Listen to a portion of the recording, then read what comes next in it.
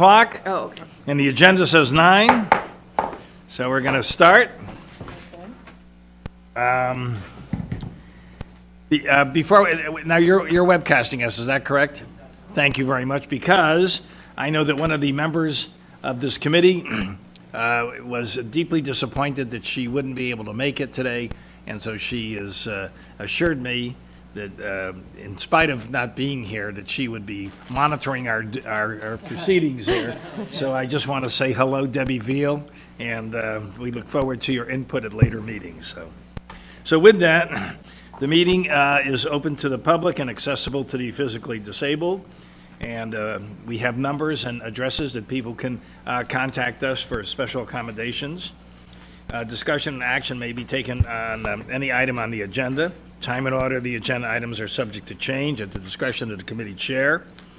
And Government Code 11125.7 provides the opportunity for the public to address each agenda item. We certainly want to make sure that all the participants, all the members of the public have an opportunity to engage, and so we look forward to their input. So with that, I will call the meeting to order, and I'll ask for a roll call. And Cheryl, could you start? Yes, Lavanza Butler, professional member. Hello, sis. Albert Wong, professional member. I'm Stan Weiser, and I'm a professional member as well. And Ricardo stepped In the out bathroom. for a moment. Huh? I Okay. saw him in the bathroom. So we will expect Ricardo back. So with that, is there any public comment on items not on the agenda or matters for future meetings? Okay. So moving forward, the discussion and consideration of the retake waiting period for NAPLEX and the California Practice Standards and Jurisprudence Examination for Pharmacists, and I just have my stuff right here. So, Ricardo, will you introduce yourself? Ricardo Sanchez, a public member. Thank you. So we have a quorum. So, Business and Professional Code 4200 establishes requirements for licensure as a pharmacist, and subsection A6 further provides that a candidate shall have passed the NAPLEX and the CPJE. 4200.4 specifies that an applicant who fails the national exam might not retake the examination for at least 90 days or for a period established by the regulators adopted by the board in consultation with the Office of Professional Exam Services, or OPES, as we fondly call them, of this department. So in July of last year, NABP advised our executive officers of changes to the NAPLEX program. Changes included transitioning to a new administration model and included increasing the number of test items and increasing the test administration time and increasing the fee. Might as well, as long as you're making increases, increase the fee. Further, readers were advised that the waiting period for the NAPLEX exam would be decreased to 45 days. So at our September licensing committee, we discussed this and policy, and the change in policy and related to the waiting period for candidates who fail NAPLEX. And so the committee discussed that while NAPLEX decreased its waiting period to 45 days, California still would remain a 90-day waiting period. As part of the discussion, the committee considered whether the proposed change for the waiting period of NAPLEX is appropriate, and the committee also discussed if the board should consider a change to the waiting period for the CPJE. We discussed that, and by statute, however, any change of current waiting period for NAPLEX would require consultation with the OPES office, and the committee requested that the items be referred back to this committee after that consultation. So recently, board staff met with DCA OPES to discuss the rationale for proposed changes from a 90-day waiting period for both NAPLEX and CPJE. And OPES concluded that the 90-day waiting periods are that the 45-day waiting periods are reasonable. Further, board staff also consulted with the board's contracted psychometric firm responsible for the administration and development and deployment of CPJE, and they reached a similar conclusion to that of the OPES. So, 4200.4, an applicant who fails and I'm having trouble with one of my tearing eyes, fails the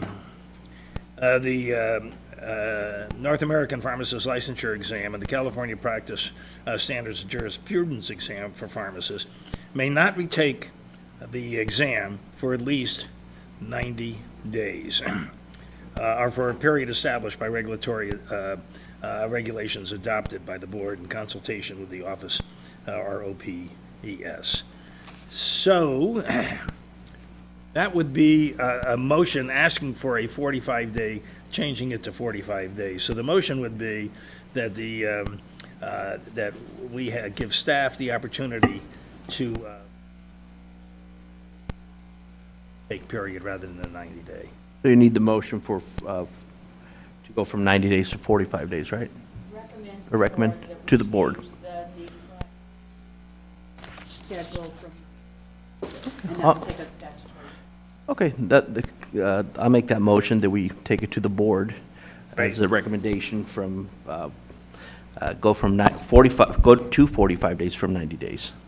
I second it. Thank you. Laura, anything you want to add? I was just going to clarify. I think the proposal in the materials specifies that both the NAPLEX and the CPJE? CPJE would both be moved. So Right. I think if you would like that recommendation, the motion should reflect that. Great. One's a statute, the other can be done without a statute. So the proposal in the materials indicate that we were going to put them both into the statute just to make it clear across the board. So the 45-day waiting period, if agreeable to the committee and the motion, would be applied to both the NAPLEX and the CPJE. And then there's offered statutory amendment in there. Good? Albert, you good? I'm good. Cheryl, any questions or curiosities or remarks? That was I agree. Ricardo and Albert. I totally agree. Okay, great. Anybody in the public? And how are you today? I'm great.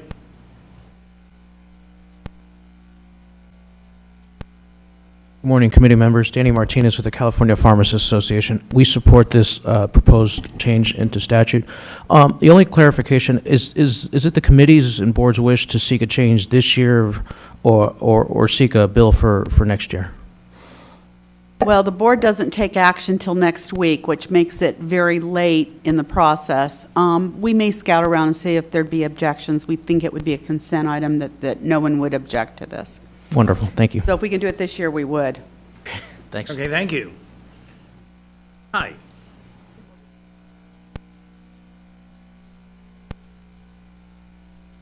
Hi, I'm Cindy Hesby here on behalf of the California Society of Health System Pharmacists, on behalf of Lorianne DiMartini today. Lorianne had a question about the word and whether, so if somebody passes NAPLEX but not the California jurisprudence, is it possible that they can't, we're concerned about our residents, and our residents who cannot start their residency without being able to be licensed. Is it possible to change the word and to or? Our current policy. You have to be licensed. You're talking about becoming licensed as a pharmacist. Correct. Licensure as a pharmacist requires passage of both exams, so it has to be an and. Has to be an and. And generally, they have 6 months from the time they start the residency to become licensed in the state where they're a resident. Okay. We had problems last year. There has not been problems, to my knowledge, this year where people could not get a seat to take the exam when they failed it. And a lot of them waited late. And then they also all start in July. They also have the option of adjusting their residency to start at a time other than July. Almost all programs will start July, But the other option for the programs themselves is to start them a little bit behind, which gives the candidates a little more time to take the exam. Now, one of the things, Cindy, you may not know this, but one of the things the board already does is if people have been admitted from out of state into a residency program, the board gives them the opportunity to request expedited service, and we will process them ahead of every other general application. We already expedite the processing of California graduates. Okay. But we'll make sure that the intent of this, so the intent is they have to wait 45 days if they fail the NAPLEX. They have to wait 45 days if they fail the CPJ. If they pass one, there's not an issue. They're just taking the one they failed, right? Okay. And then we also support anything you can do to expedite this to happen this year. Yeah, you can continue to help with your residents when you know that they've been admitted, because the decision's made in March. So there's plenty of time to give us, notice. And then if they flag the applications as they come in, this is more for the out-of-state, as I say. The California ones already have a different set of criteria. It's a little easier for them. And so Okay, any other public comment? There's a lawyer comment. I want to reiterate, I think what Ann just said. The intent, I want to clarify that the intent of the committee's action here would be to recommend that a failure on either one of the exams would trigger a 45-day waiting period for solely that particular exam. Right, thank you. Staff, any additional input? All in favor, please signify by raising your hand. Opposed? All right, great. Well, that was easy enough. We're off to a great start. 2 items in. Very good. Okay. Item number, discussion and consideration of issuing licenses, including photos for individual licenses. So the board has encountered instances of unlicensed individuals posing and working as licensed pharmacists using a name and license number issued to someone else. In such cases, the unlicensed individual has provided a fake license to the employer. I couldn't help but think of Leonardo DiCaprio, and was it Imposter? What was the name of that movie where? Catch Me If You Can. Catch Me If You Can. Bullet trivia. Assuming the identity of a druggist never really, or pharmacist, I apologize. He was an Anyway. airline pilot. Where's the glamour in the pharmacy side? It's the first thing that came to my mind. But anyway, there are several programs within the DCA that currently issue licenses that include a photo of the individual, and there's samples on attachment 2. It's either that or it's a mugshot. I wasn't quite sure what was on attachment number 2, but it's a photo of somebody. So what I would like us to consider is to have the board staff would appreciate a discussion from this committee to determine if it would be appropriate to implement a photo license to individuals licensed by the board. And should the committee and the board agree photo licenses are appropriate, then staff will begin working on the implementation. So it's anticipated that the implementation could take place by July 2018. Staff would recommend a phased approach where a newly licensed pharmacist will be issued the photo license upon licensure, and the current pharmacist would convert as their license is renewed. I might make a suggestion that as we talked a little bit about this, it might be a good idea to just do this for pharmacists. That's where the problem seems to be. And then get that implemented, and then if we want to expand it to techs, wait until we're fully implemented with pharmacists, and then look at the necessity, if there is one, to do it for techs. So, Ricardo, any thoughts? There's a button on the side. Yeah, I got that. Are we actually getting these complaints from pharmacists or pharmacist techs? Because it seems like the pharmacist techs are the ones we're always suspending and having issues with. Yeah, so where we see the imposter working is actually at the pharmacist level.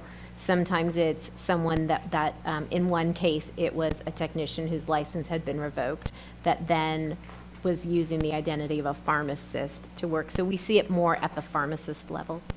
This was the precipitating factor for bringing this to the committee at this time, but over the years, we have a paper license. It's called a wallet license. It's this little piece of paper. I'm looking at the two pharmacists to my left to see if you want to pull it out and share it. I'm never And without mine. Let me get it for you. It's not very durable, and so what happens is even though the life of it is 2 years, the end result is frequently before the end of the life of that 2 years, they have to get a replacement license because the piece of paper gets destroyed somehow. Here you are. Here. Expires, Can we pass you around? Here, but you can see. I also it's have just- my Medicare card if you'd like. We'll save that till later. Don't pull it all the That doesn't have my picture on it either, by the way. I have a feeling this could be You can really duplicated run really quick. Yeah, I have one, just But like you that. can, but you can see how that could be readily duplicated as well, and it's time for us, the technology's there, we can do it readily. Thank you. Thank you, Sam. It think it we is, should it do is, that. it is there, and I'm looking at some of the photos that you had on here. The mugshots, The- yeah? The, They do look because like we've mugshots. used these cards in other departments, right? And what about the, is there like biometrics involved, like thumbprint on the other ones that are issued? That we're aware of. I don't believe so. The cost is relatively low. I think the most expensive one is $16. So if you like the concept, but you feel like you want additional safeguards, we can, continue our research. We went with this just because it would be fairly straightforward to implement, but that doesn't mean that we need to. If you're looking to staff to see, we think that sample 4 is probably the best one. But, well, so it could be a deterrence to would-be individuals to duplicate those. On the applications, can there be something under penalty of perjury so that it could be charged as a felony for someone to duplicate a license or be an imposter? We have other ways that we can have that prosecuted. Impersonating a pharmacist can be Yeah, I would prosecuted think that would criminally. be a major problem. But- We but- just cannot do Yeah, it. as a state investigator with DMV, when you sign all the Department of Motor Vehicle forms, they're all under penalty of perjury, which is a felony, or it's a misdemeanor, you can also charge. But it adds that extra penalty to it if they actually sign under penalty of perjury, especially for the little IDs with the pictures, to duplicate them. I don't know if you guys would entertain that. Well, we do use signatures signed under penalty of perjury. For example, you cannot renew your license without signing under penalty of perjury that you are who you say you are, and plus they've completed, they fill in how many units of CE they've earned, and that they haven't had any arrests or convictions that they're not reporting to us.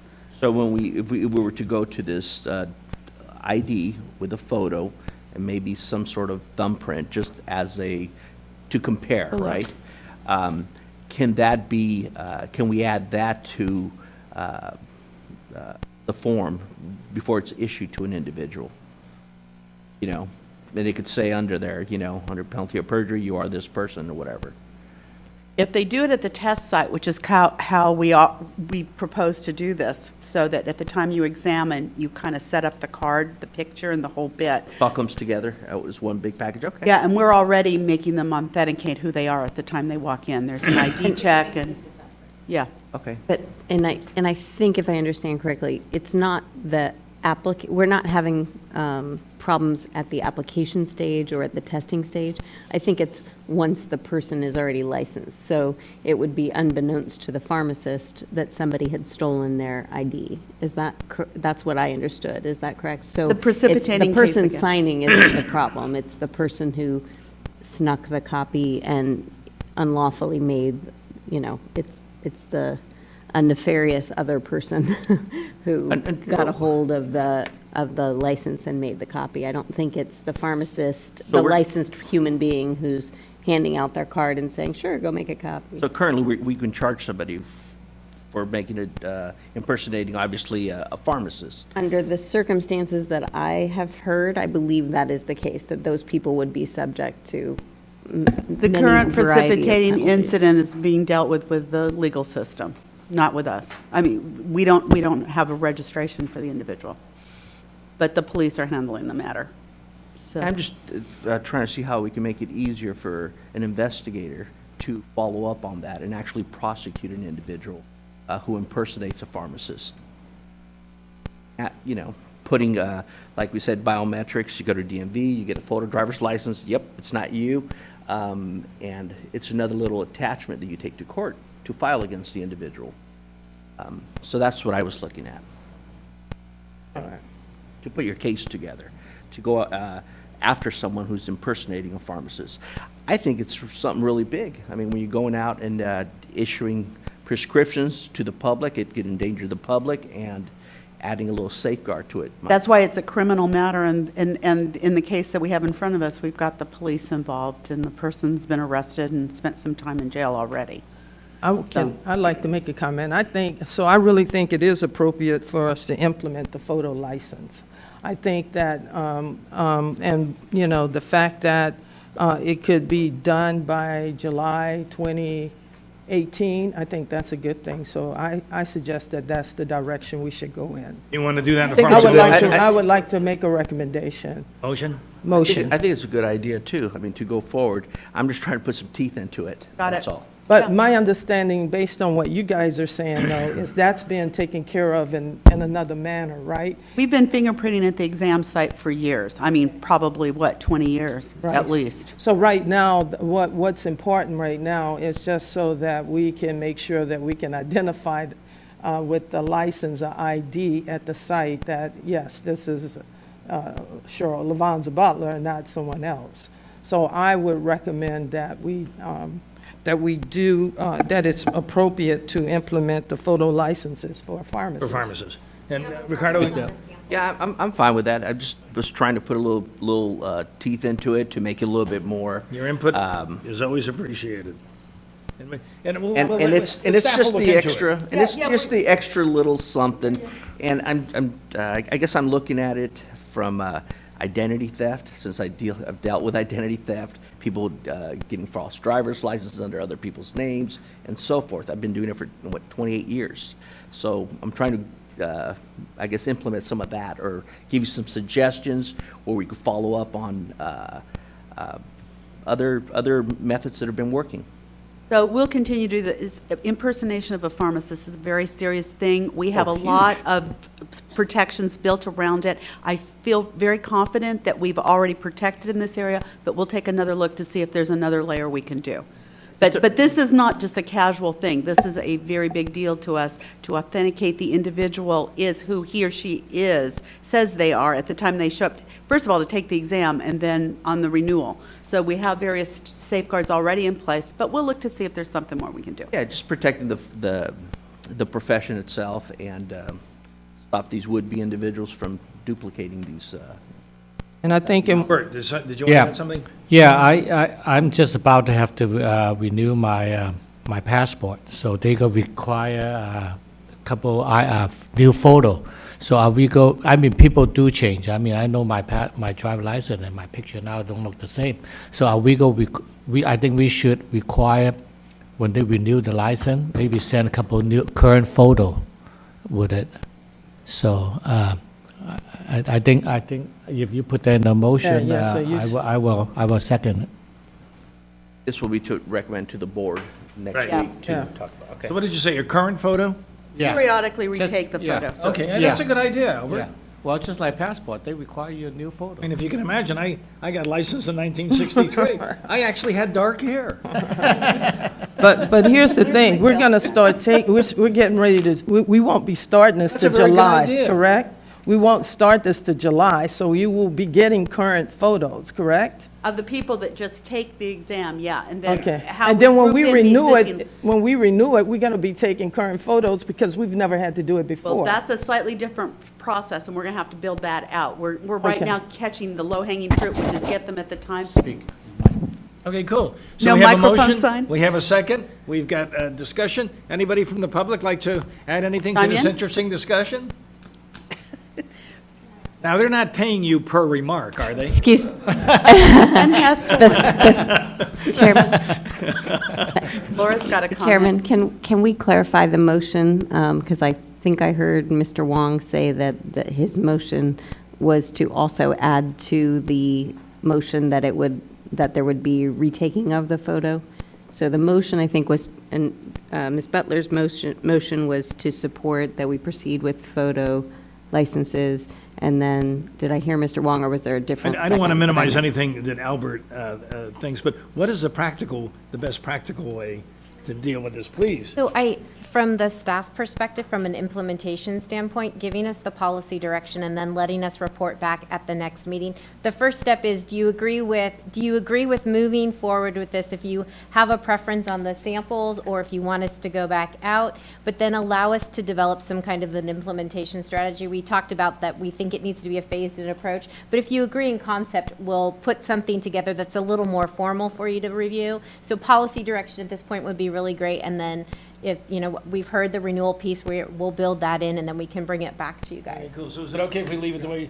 Yeah, Okay, the way great. that So does that answer it for you, Laura? Is that cool? It does. So the motion is to proceed with photo licenses in Right. some form or another.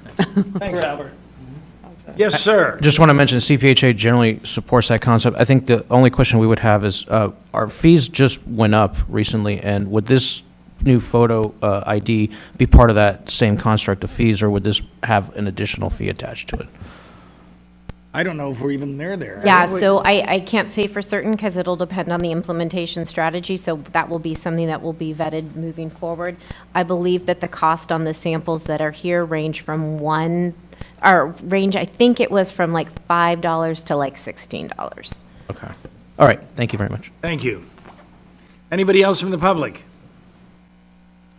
All right. Albert, you can't leave yet. We're going to vote. Okay. We have a break in the. Here, just hang on one second. I need you just to raise your hand. We have a motion and a second. All in favor signify by raising your hand.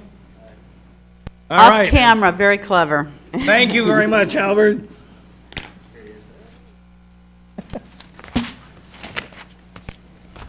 All right, so now the discussion and consideration of pharmacy technician duties and possible changes to such duties. So, as some of us, I'm sure, would recall, we had a pharmacy tech summit on the 4th of April.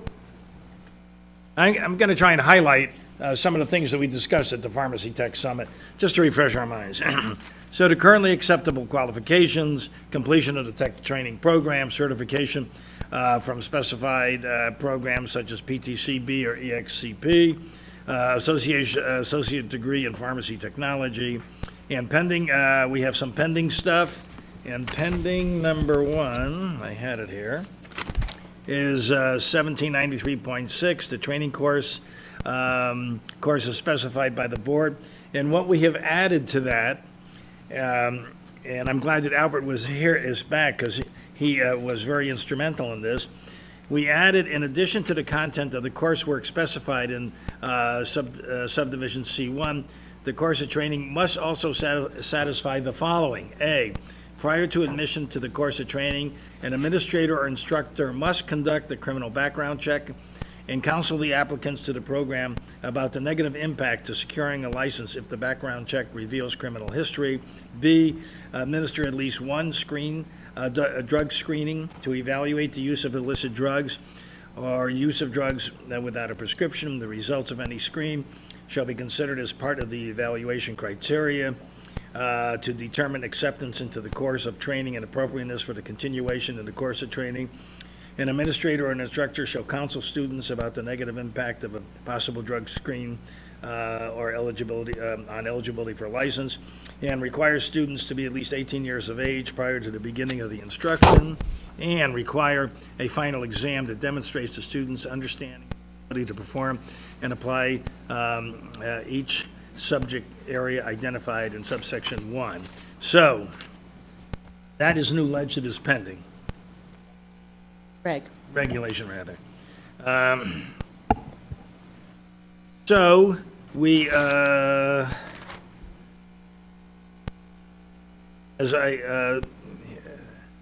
the committee members noted that there should be some sort of a mechanism where techs can expand their education and question the committee did if continuing education units should be required as a condition of renewal of a tech license. and we had some decent discussion about that. The overview to possible changes to the duties performed by the tech, and by the way, we're just talking about community setting right now. Non-discretionary tasks such as, which they can do now in the community setting as non-discretionary tasks, remove drugs from stock, count, pour, and mix, place product in containers, affix the label on the container, package and repackage. We considered if expanding the RX Tech duties to include more responsibilities while under the supervision of a pharmacist, the pharmacist there as well as the pharmacist in charge, it would allow, or it should allow, pharmacists to provide more patient care services such as DUR, drug utilization review, such as patient profile review, patient consultation. So changes in the our pharmacy tech duties could allow the pharmacist to practice at a higher level without having to change existing regs for pharmacists. We discussed the possibility of a supervising pharmacy tech, and should this tech be allowed to verify refills filled by a tech or verify clerk typist work. We also noted that pharmacy tech standards need to be higher if responsibilities are greater, and that such standards should include an educational component. And we talked about the Idaho pharmacy tech duties and how they've expanded to include the authorization of new orders to take new orders from physicians, clarify prescription, immunize, extend pharmacy hours to include time when a pharmacist is not present physically there. And so we talked about Idaho quite a bit as well. And would this be an opportunity or a good time for you to go over some of the Idaho issues that we talked about at the summit and some of the Idaho issues that Idaho has? And I see that their ex-executive officer is here.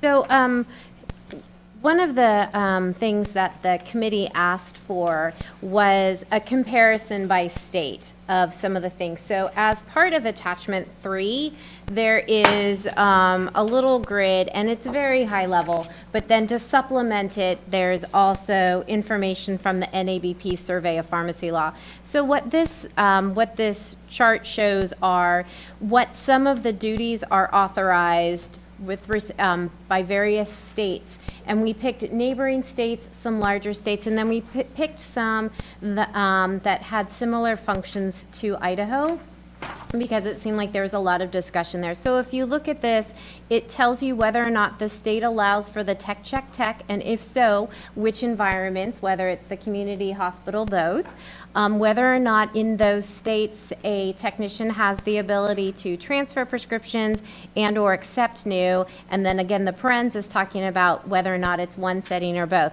And then general, very general, high level licensing requirements and whether or not they're CE, so that you could kind of get a flavor for what's happening in some of the, in some of our neighboring larger states, and then some of the states that are doing the tech check tech model, because it seemed like there's a lot of discussion there. So hoping that that might be a good framework for you to kind of see, and then if there are certain items that you want us to research a little bit more and bring back to the committee, we can do that. We can certainly look at the Idaho model and see what kind of requirements they have there. It would be really helpful to hear from the committee if they think that these are the three main buckets in terms of technician duties that you think might be appropriate. We tried to lay out some questions in the chair report itself to help keep focused on, as you're moving forward through the process, these would be good milestones perhaps for you to give staff direction in terms of policy and give us guidance, and then we can work on developing something to then bring back to the committee to consider and see where we've hit the mark, where we've missed the mark, and continue the process forward. So touching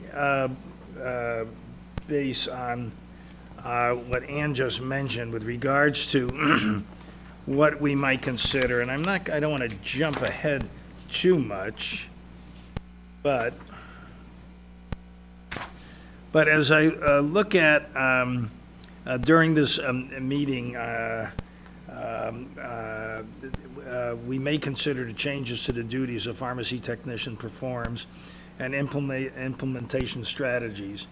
and we may direct staff to make recommended edits to 1793.2 as part of the discussion, and the committee may wish to focus on specific areas of pharmacy practice, how the change would impact operations of a pharmacy and the resulting benefits to patients receiving care in those settings. So some of the things that we have discussed and some of the things that I think would be this would be a good opportunity for us to look at.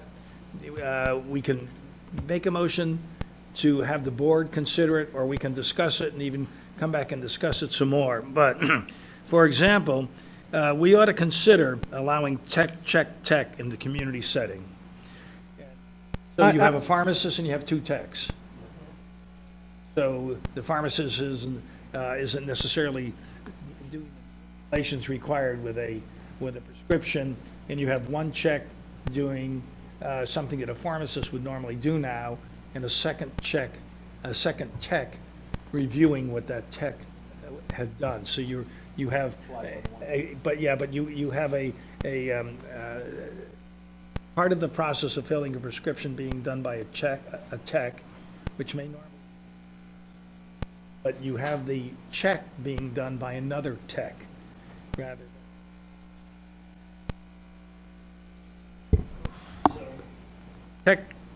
Tech is used in hospitals, and they have found it to be, can you hear me? I'm sorry.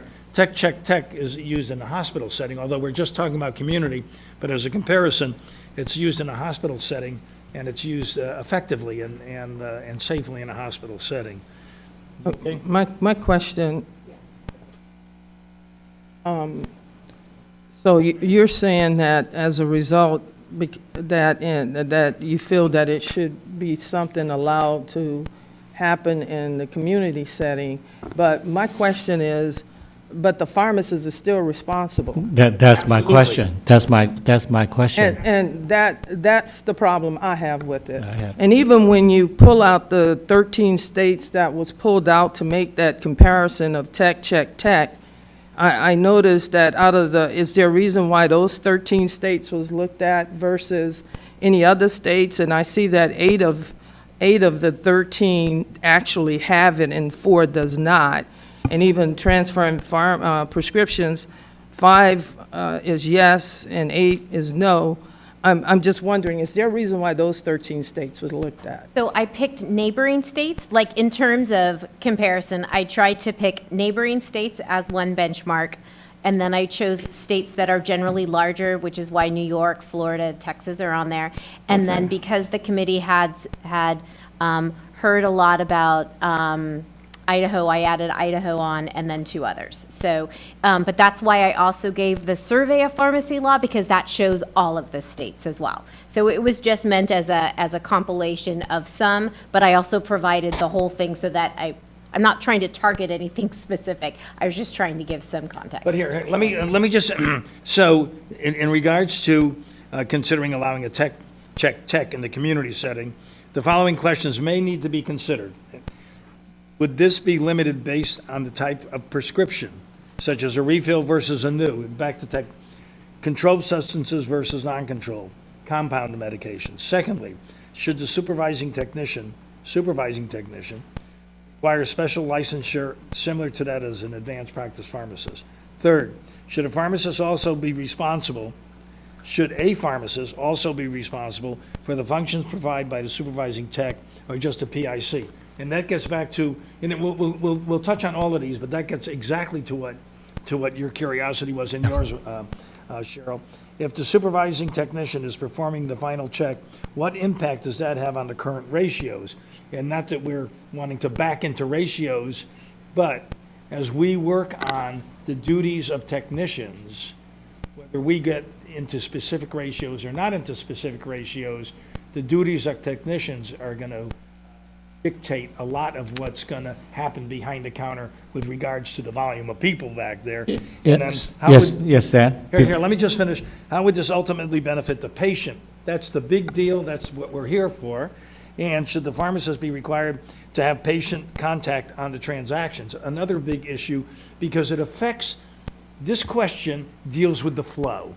when is the pharmacist inserted in this? Is the pharmacist inserted in the beginning of the process, greeting the patient, in dealing with patient issues and drug issues and drug utilization review? Or is it on the backside, where after everything is done, is that when the pharmacist interacts with the patient in the professional way we want the pharmacist to interact? And then there's an issue about text handling insurance issues, which isn't here, but that's another thought that we ought to consider. With that, I open it up for discussion and questions. Yes, Dan, I'm worried about, you had the check, and then the pharmacist automatically is responsible for the check's action. So if the check make a mistake, violate any law, or make a mistake, the pharmacist will be responsible for their activity. So in that incident, so if a mistake made, when it need to be punished or penalized, who will be responsible for it? Is it that pharmacist? I mean, if I work in the location, I'm just say, that's check. I mean, if I did not do anything wrong, if they make a mistake, my license will be still responsible for the activity. Well, that's a valid question. And as I went over this, I'm not behind a case like you are in a community setting.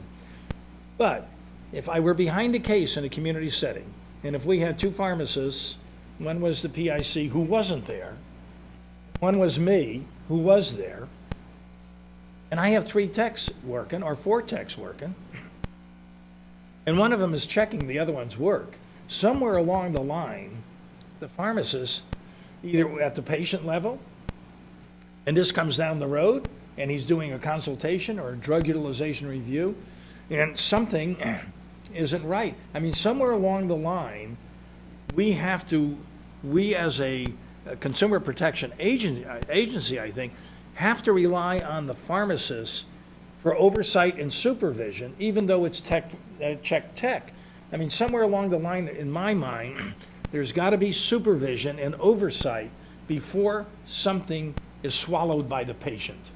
And so often we hear the PIC say, you're punishing me for something when I was on vacation and it happened at the pharmacy.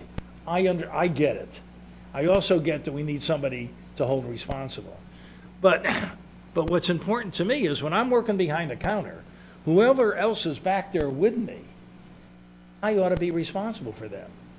But not everything go through your hand, I mean, when you have check, then you still, I mean, when we check the prescription, everything goes through us. We review it. But when you have check, there are many possibilities it's not being checked by the pharmacist. So who should be responsible, do you suppose? That's my question. Yeah, that's also my question. Can we, I understand where you're coming from. The pharmacist is overseeing the office. The liability is there. He's the one that's signing off on some of the prescriptions. And I see the concern that Some of them, all they're of them. bringing up is that you're on vacation or you're doing something else, and Not we have necessary, so even many though you're there. cases that we hear here that they take half of the Oxycontins and so forth, and the liability falls on the pharmacist, right? Can transfer part of that liability to that supervising tech? Supervising tech? Well, we can certainly spread it, but Well, I mean, there's checks and balances. I understand you have a tech, you got me lost with the check tech stuff, but a tech, and then you have the supervising tech who will oversee that, right? That is an extra added feature or security for the public, which I like, but I could see it can go every which way here. I'd like to see a little bit more about how that process would be working in the community pharmacy. I mean, especially because, I mean, if the pharmacist is checking everything, so what is, you have a tech, and then the pharmacist is still checking everything. So, I mean, I just want to know how that process is going to work. Well, when you have check, there are things will not go through the pharmacist. that's Okay. true. That's Then my I would problem. certainly That's have my a problem And being I'm still responsible. responsible for it, even though it didn't go through me. I would have I definitely would have a problem with being responsible for something I'm not seeing. Well, where- As a so- pharmacist, and my license is on the line. So where would the response, and this is a question, I have no bias on this, but where would the responsibility lie? I mean, is it what we have always used as our standard for responsibility? Is it the pharmacist in charge who oversees everything? Is that where the thought is the responsible? I mean, somewhere along the line, if we're doing something to improve the work environment for the pharmacist with regards to the manipulations of it all and some of the other aspects of filling a prescription, if we're trying to, improve that situation for the pharmacist and get the pharmacist closer to the patient with more patient involvement at a higher level, You hire more pharmacists, Stan. hire more pharmacists? That's right. I mean, what you guys try to do is try to hire less pharmacists and still expect the same result. And you just can't do that. I mean, it's just very unreasonable. If you want to give more responsibility for the tech, then they should have to be responsible for the mistake. You cannot hang it on the other pharmacist when he's not had nothing to do with it. And then at the end of the day, again, this is supposed to be about public protection, so we're going to have a check attack, but the pharmacist is not going to be involved in this, and how is this going to be improving public protection? I just want to know. I mean, and I know there are people that can speak on where this is working. I'd like to get more information on how is this working. Now, regards to technician responsibilities, tech is just one option. We don't necessarily have to go there. We can say that we want to expand the responsibilities of a tech, and we want to expand the duties of a tech, and we want to expand the educational component. And I support However- that 100%. Yeah, and I do too. However, the ultimate responsibility for the work output at that prescription counter is going to be that of the pharmacist. And we're not going to be, in the community setting, we're not going to say, check is okay. Because we want to keep the pharmacist engaged in making sure that everything is accurate and appropriate for the people that he supervises. So if you want to, protect the consumer safety, if you have check, and you still have the pharmacist to check it, that will protect the public. So that's extra layer of protection for the public. So, I mean, the whole bottom line, you have check, is you try to save money, try to, hire less pharmacists. But in order to protect the consumer safety, I think we should have hire more pharmacists instead of less pharmacists, instead of more tech. Well, I'm not defending anything, but my bent on this isn't a financial benefit bent. My bent on this is a consumer. I believe, when I was behind the counter, there were plenty of things that I had to do that I didn't see the logic in why a tech ought to be able to do them. And I don't want to minimize what pharmacists do behind the counter. But to me, the critical part of a pharmacist's duty is to interact with the patient with regards to the meds and to drug utilization review and all the other aspects of the prescription process. However, I was precluded by regs with what my techs could do. And I was precluded by how many techs I could have back there as well. I'm not looking at this as a financial issue. I'm looking at this as an opportunity to get the pharmacist away from behind the counter and doing all of that stuff that I think as a pharmacist, I don't know if you would agree with me, shouldn't have to do. That there's others that can do it that don't need to be pharmacists, And then free up the pharmacist to interact with the patient where the pharmacist belongs. Now, if this means that, tech by virtue of pharmacist's responsibility, or whoever the supervisor is, where the responsibility is going to lie, then we don't necessarily have to look at check tech. But it is something that others are doing, and we do have people here in the audience that probably can enlighten us. Well, to me, that's no free lunch. I mean, you get what you pay for. If you want a consumer safety protection, you have to provide for that. So our problem right now is that the insurance industry, the reimbursement so low, you cannot afford to hire another pharmacist. And that's the whole bottom line. We can hire more pharmacists. So if we could work on maybe having the insurance pay a decent reimbursement, they could afford to hire a little more pharmacists. I think that's your consumer protection, but not just try to, have the other people perform the duty, and the pharmacists still have to be responsible. I understand that it's good to have pharmacists to give consultation, to review the utilization, but you need to hire more pharmacists to do that. You cannot hire more tech to provide that direction. Thank you.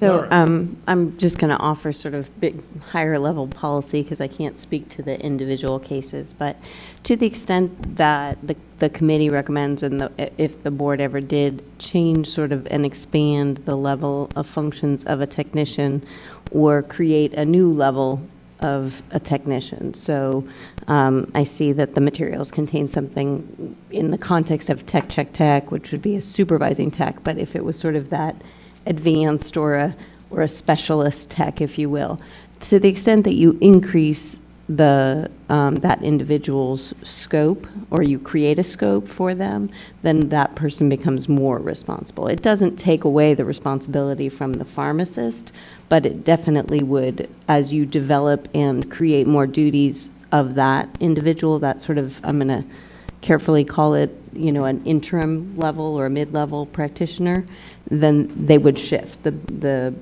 balance of responsibility would necessarily sort of be shared among them, and so it would be considered in context.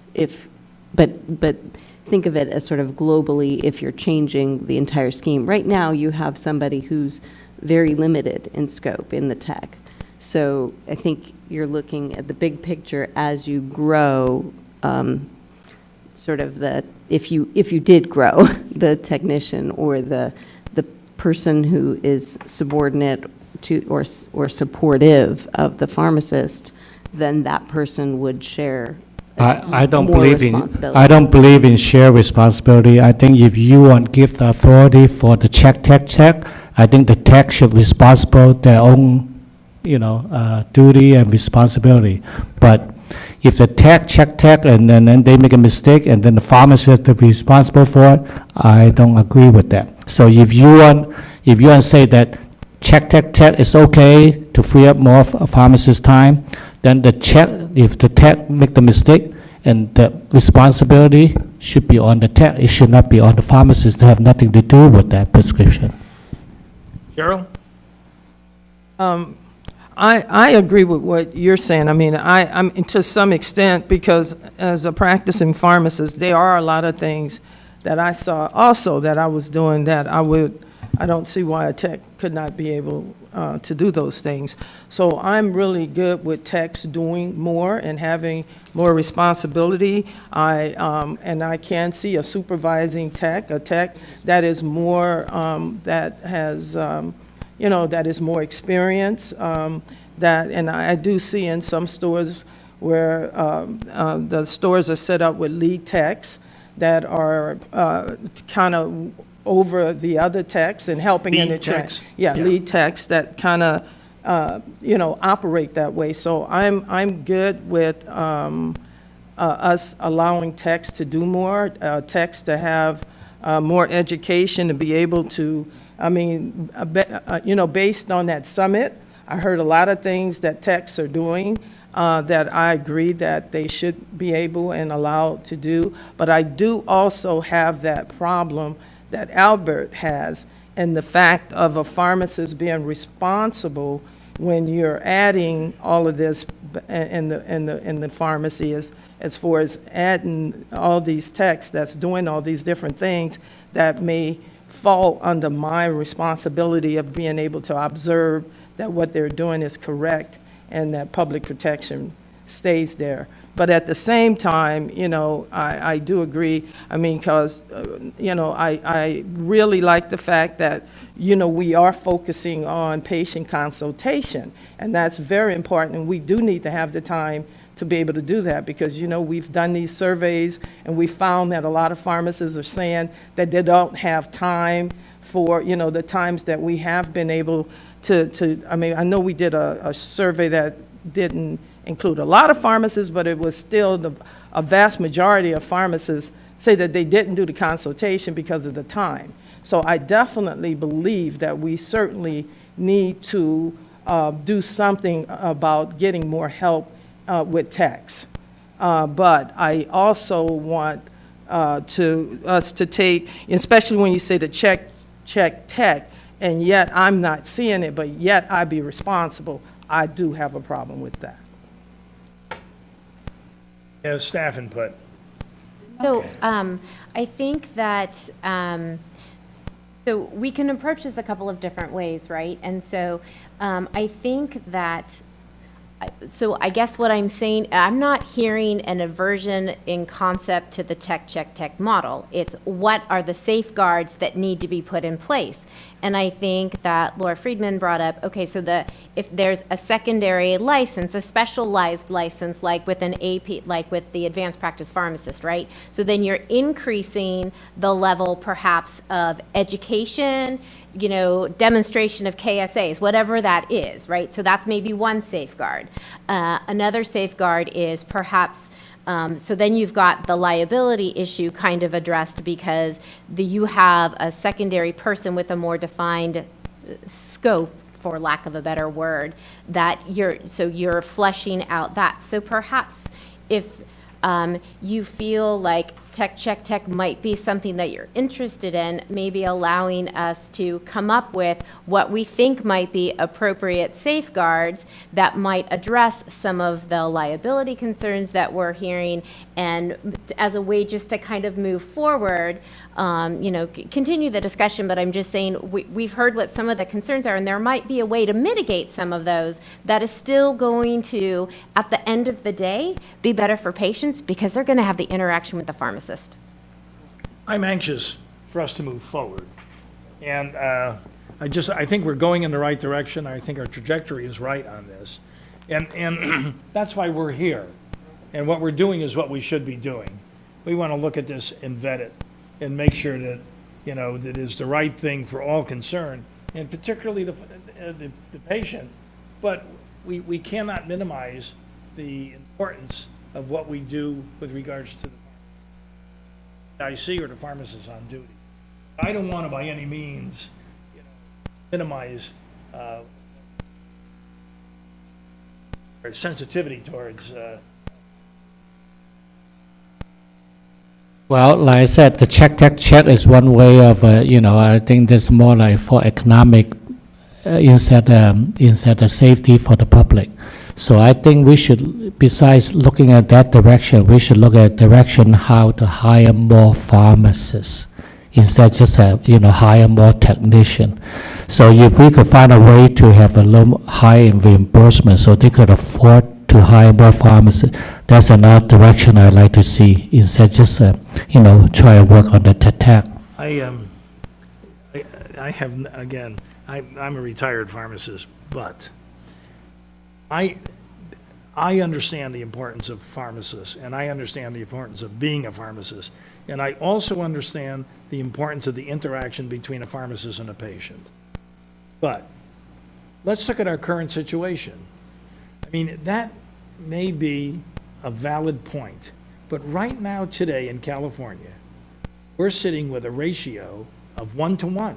How can you hire more pharmacists than a 1-to-1 ratio? Or with 2 pharmacists, we now have 2 to 3. We have 1 pharmacist, or 2 pharmacists, 3 techs. I suggest that we're not getting the benefits that we want from the pharmacists with the current situation, which is hard to believe. I mean, they only get lower by 1 tech.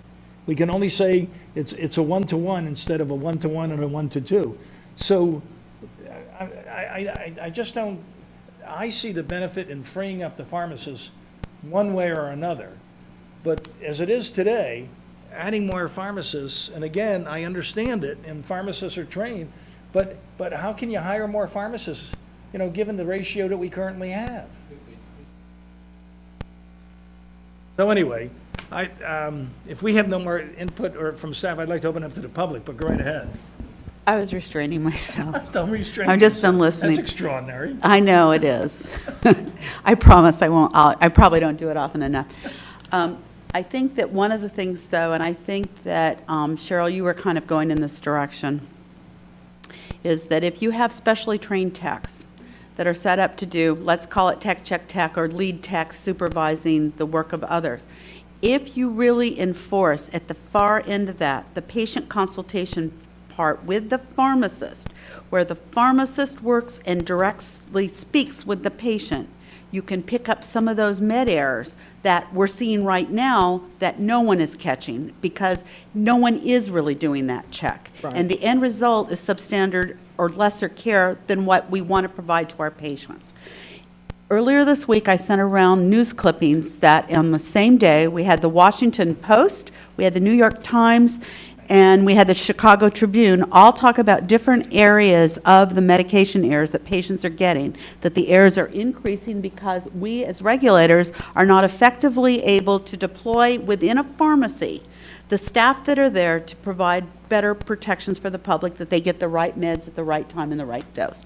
So anything that helps build in that pharmacist interaction at the end of the process, where the pharmacist is going to have an opportunity to check it, I think seems like it's going in the right direction. And let's make sure that that drug utilization review gets done, because we know that that isn't being done, and it isn't being done by pharmacists when it is done. And so refocusing the pharmacies to those essential patient care functions and then jettisoning the 76% of the tasks that pharmacists do in pharmacies that other people could do, but pharmacists do. And that goes back to the early days of pharmacy technicians, where somebody did a workload study and pharmacists were spending like 76% of their time doing things that were non-pharmacist required duties.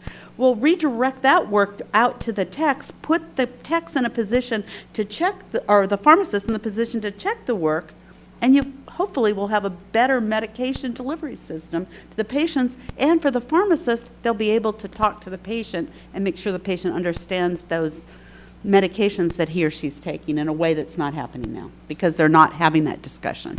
That gets back to pharmacists at the front end, or pharmacists, and personally, I like the pharmacists at the back end. That is the pharmacist with a new prescription and a first-time prescription, handing the patient and going over. My view is pharmacist belongs. He belongs interacting with the patient. Any other discussion or input? Go ahead, Albert. Yeah, lately I combined the two pharmacists together. I have 2 or 3 extra pharmacists working together with me. So now I have a lot more time to talk to my patient. The patient always come and ask me. Now I could go out, sit down, nicely sit down and discuss with them. Before, when I worked by myself, no way I could spend that much time. Now I could spend a lot more time talking to them. Well, and I think that this is a suggestion. So the way I'm saying, by having more pharmacists, then allow you to do that. But having a more tech does not allow the pharmacist to do that. Noted. So any more input from committee members or anybody from the public? Look, as luck would have it. How are you today?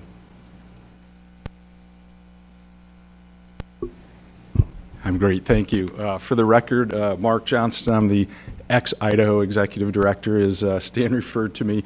I do work for CVS Health, so I'm here representing them today. I'm also on NEBP's Executive Committee, so I'm able to attend a lot of national meetings, a lot of meetings that you as So I don't want to impact anything of what you're going to say. Well, I do want to impact anything.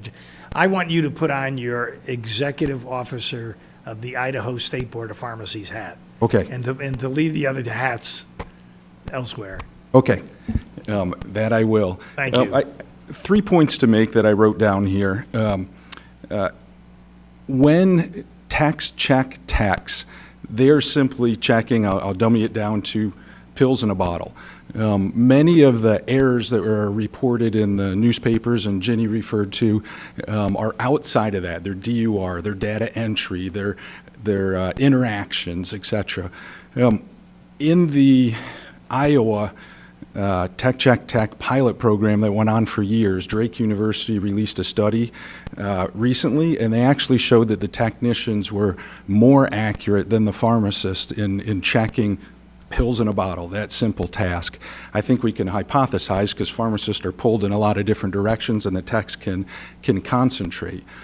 Also, the number of errors for that simple task are pretty low. The numbers that they printed were 0.53% for pharmacists, 0.36% for technicians. This is not where the errors happen. A technician can do this duty, and it would free the pharmacist to do the other expanded duties is another argument for patient safety. The pills in the bottle, are you talking, making sure that the right medication is in the container? Correct, or a tube of ointment, or that the label matches the tablets that are in the container. Okay. What about the prescription, whether they type the prescription correctly or not? Correct. So with the overwhelming majority of employers that I'm familiar with, that is a separate function. So commonly referred to as pharmacist verification 1. So the data entry happens by a non-pharmacist typically, and then the pharmacist checks that prescription for accuracy versus the data entry and does DUR. Then it goes on to the second step of filling, which is a separate bifurcated process. So in this case, the pharmacist still check the prescription? Absolutely, yeah. The technician is just checking label versus product. They're not doing any of the pharmacist duties. Yeah, so That's how check, Tech Check and the works. pharmacist still have to check the prescription. Now, they don't check the pills in the bottle at Yeah. the end, but they check the prescription That's for what I mean. DUR You and still have data to- entry you have to do and that, still yeah. counsel and, yeah. So it's a very important but kind of mundane process of the label matches the tablets. With scan bar technology, you can see the error rates are well below 1%. Okay. My second topic that I wrote down is, I know in Idaho, the Board of Pharmacy has announced that the technician will be responsible if there is an error, these .036 errors, if they become significant. They will hold the technician responsible. They will not hold the pharmacist responsible. In the NABP meetings I was at, I heard Canada, who's done this for 20 years, well longer than we have, they hold the technician responsible. They don't hold the pharmacist responsible for this one little portion, tech, check, tech. And another note that I wrote down is,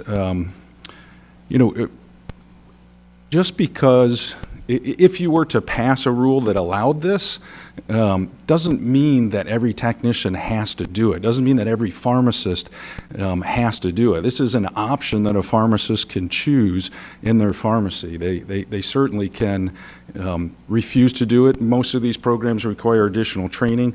Maybe you don't have the right person trained. When I listen to Alex Adams, my replacement in Idaho, talk, he says, think of the best tech you've ever worked with. Not the average tech that you work with who's allowed to do these responsibilities. Those are the people who you put through training and you trust and, make the error rates that Drake University came up with studying the Iowa project. You think a guy from Idaho would know the difference between Iowa and Idaho, but. I'm sure you do. So,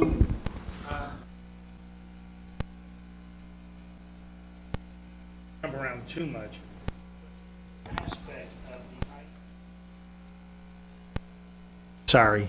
The other aspect of Idaho, which adds to this, and you refer to accuracy versus data entry, and you refer to the tech checking the label and making sure that that there's accuracy between what it says on the label and what's in the bottle.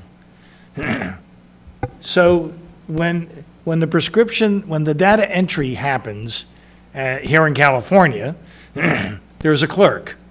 And if you're at Stan's Drug, you go up to the clerk and you hand the clerk your prescription, and the law allows the clerk to data entry the prescription. And then that is the information that, taking the clerk and Stan's Drug to another area, that is the information that the tech works off of. And if it were a tech situation, that the tech works off of the data that Rosalie, Stan's clerk, at the point of contact with the patient initially put in. But Idaho has a provision in their regs that says no clerks and no cashiers that aren't registered pharmacy technicians, right? Correct. So how does that affect the data entry? So I guess to explain the process just a little further, prescription comes in, electronic, hard copy, fax. Data entry's done at the data entry station. Then typically at a pharmacist station, separate, the pharmacist will look at an image these days. I realize not everybody has that technology, but most people do. Would look at an image of the prescription versus the data entry. And so they would verify that the label that's going to print off of the data entry is correct. And at that step, typically they would do DUR too. They'd look at the patient profile and check for interactions and everything that's involved in DUR. In Idaho, that process is mandated to happen before a tech can happen. So the PV1, the pharmacist verification one, happens first in every case.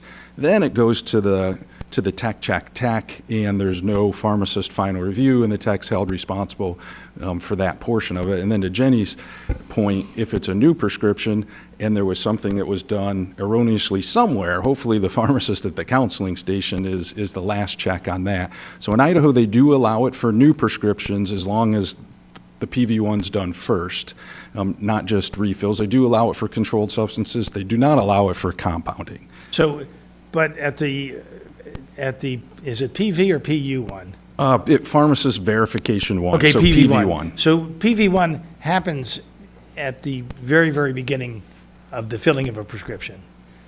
So the pharmacist looks at a screen, and the pharmacist sees the label, and the pharmacist sees the script, whether it be an electronic script or whether it be a handwritten script or a phone-in script.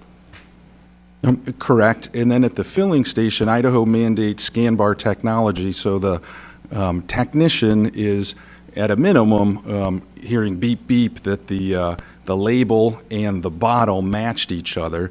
But at a maximum, there's a picture of the tablet, so what they're counting, they're also looking at. So at the end of the day, the pharmacist has had two reviews of what's happened. In the very beginning, PV1, and at the very end, where the pharmacist reviews the medication with the patient on a new prescription. On a new prescription. Yeah. Stan? The way I understand the check is the right pill in the right container. That's the main purpose, right?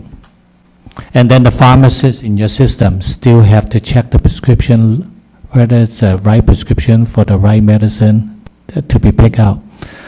But, I mean, if that's the only reason that check, you don't need to do that, because there's such things as automation, and we do have the automation. The one we have automation is that the minute we finish typing the prescription's already filled, count, pour, and label on them. So you don't need a tech to do that. So if you check for that purpose, you could eliminate that by have automation, which we have. We have automation doing this, so you don't need a tech to do that. Well, And also, and it's the automation is pretty big. The one we have over 64 items, so you put 64 fast mover in there. So the minute they finish typing the prescription, and the bottle medicine's ready to go. So you don't need a tech to do that. Well, that could very well be. I have to be honest with you and tell you. We haven't seen it, I know you haven't seen it, but No, no, now but there's and- automation for and that. the pharmacies that I use for my own personal meds don't have it either. And it's actually, I mean, I'm well aware of, systems such as that, but I haven't seen them in communities much. We're having it, okay? Cheryl, have you seen them? No, and I've been in a lot of pharmacies, because I'm going around the pharmacies I all have- the yeah. time. And I haven't seen it in any of the pharmacies, CVS, Rite Aids, that I've gone, Ralph's, Albertsons, Vons, that I've gone into. Yeah, behind, we are doing that already in the community pharmacy. Okay, so no, don't let me interrupt again, or let me interrupt, but don't leave. Let me rephrase that. So in Idaho, the rule also allows tech check automation. So automation can remove one of the techs, so if it comes out of one of those pieces of machinery, the tech can check that, and there wouldn't have to be a second check. In other states, now, I think this applies more to a closed-door setting. Omnicare is a CVS company, so I can speak to that. Other states will allow a technician to check automation at a very reduced rate, like 2% or 5%. I don't remember my exact states and my exact counts, but there's states that mandate something that comes out of machinery like you talk about. Pharmacists check 2%, pharmacists check 5%, technicians check 2%, technicians check 5%. Where in Illinois in a certain machine, nobody checks because it's never made a mistake in literally millions of prescriptions. So other states have gone the automation route, which is kind of a different conversation to tech. Yeah, it is. Anything, now, so getting back to the data entry, do you have any thoughts about, or additional thoughts about data entry by a tech rather than data entry by a clerk, not having techs, not having clerks and cashiers behind the pharmacy counter? I mean, does that cause the pharmacist to have no choice but to interact with the patient? I mean, is that part of the reasoning? Yes, Dan. So in Idaho, that's currently the mandate. Everybody behind the counter has to be licensed. Idaho has proposed rules, and that's one of the things they're going to strike out of there. They didn't see a reason for, the cashier to be a technician, for example. So that's one of the things that they are striking. As long as the pharmacist is doing PV1, I don't think it matters if it's a clerk or a tech who's doing the entry. It's, the pharmacist who's doing the checking, which is what matters. In tech, I think you hold the technician responsible. PV1, you hold the pharmacist responsible, not whoever did the data entry. Okay. Any questions? Any additional questions? I don't want to minimize questions. Staff, we're good? Don't leave. Thank you very, I mean, you can leave the seat, but don't leave the room. Unless you have to check with Albert in the event that you swallow some bad milk. Any other input? Brooke? Paige? Sorry. How are you? Paige Talley with the California Council for the Advancement of Pharmacy. I have one clarifying question.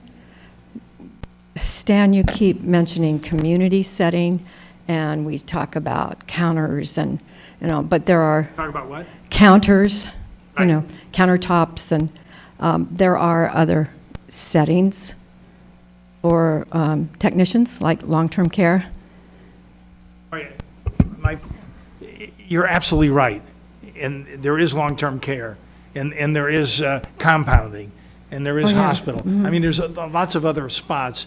It was my hope that we could just focus on community setting right now. So that's all this, that's what I wanted The clarification only time, on whether. my plan, the only time to discuss other settings other than the community on my agenda is my hope to talk about it during consultation and with the discussion we're going to have about consultation. But it was my hope to kind of segment it so we could not have it too broad and be talking about what would be going on in a closed shop as opposed to what's going on in community pharmacy. There are so many similarities, but there are so many issues that are so incredibly different. So it's my hope to keep this to community setting. but I don't want you to feel stifled in any way. So feel free to say anything that you feel would be appropriate and helpful, but it's my hope that as we're focusing here at this meeting, that we're going to focus on the community setting. Okay, so my understanding is you're focusing on the community setting, but if the ratios were to change, they would also apply to the long-term care setting. My hope is to focus on the community setting with regards to ratios. In my mind, there's a vast difference between the community setting and the closed shop. And I had a closed shop when I was in business. Yes, I- So I well understand the difference. But I think that it's not apples and apples when you're talking about community pharmacy and closed shop. Right, but in long-term care, they still want the ratio to be raised. I understand that totally. Or- And I don't think that that's not, I feel that that's a legitimate request. But it's my hope that at this meeting, that we can just talk about. At just community this setting. meeting, For but- ratio, but for whatever not- we're talking about, ratios, Okay. tech, whatever we're But talking about. if there was a proposal to change ratios, it would include long-term care settings, right? That's all I'm talking about. If we do anything, if we make any suggestions to the board about ratios, I don't expect them to be suggestions to go beyond the community pharmacy setting. I'm not trying to walk you around in a circle.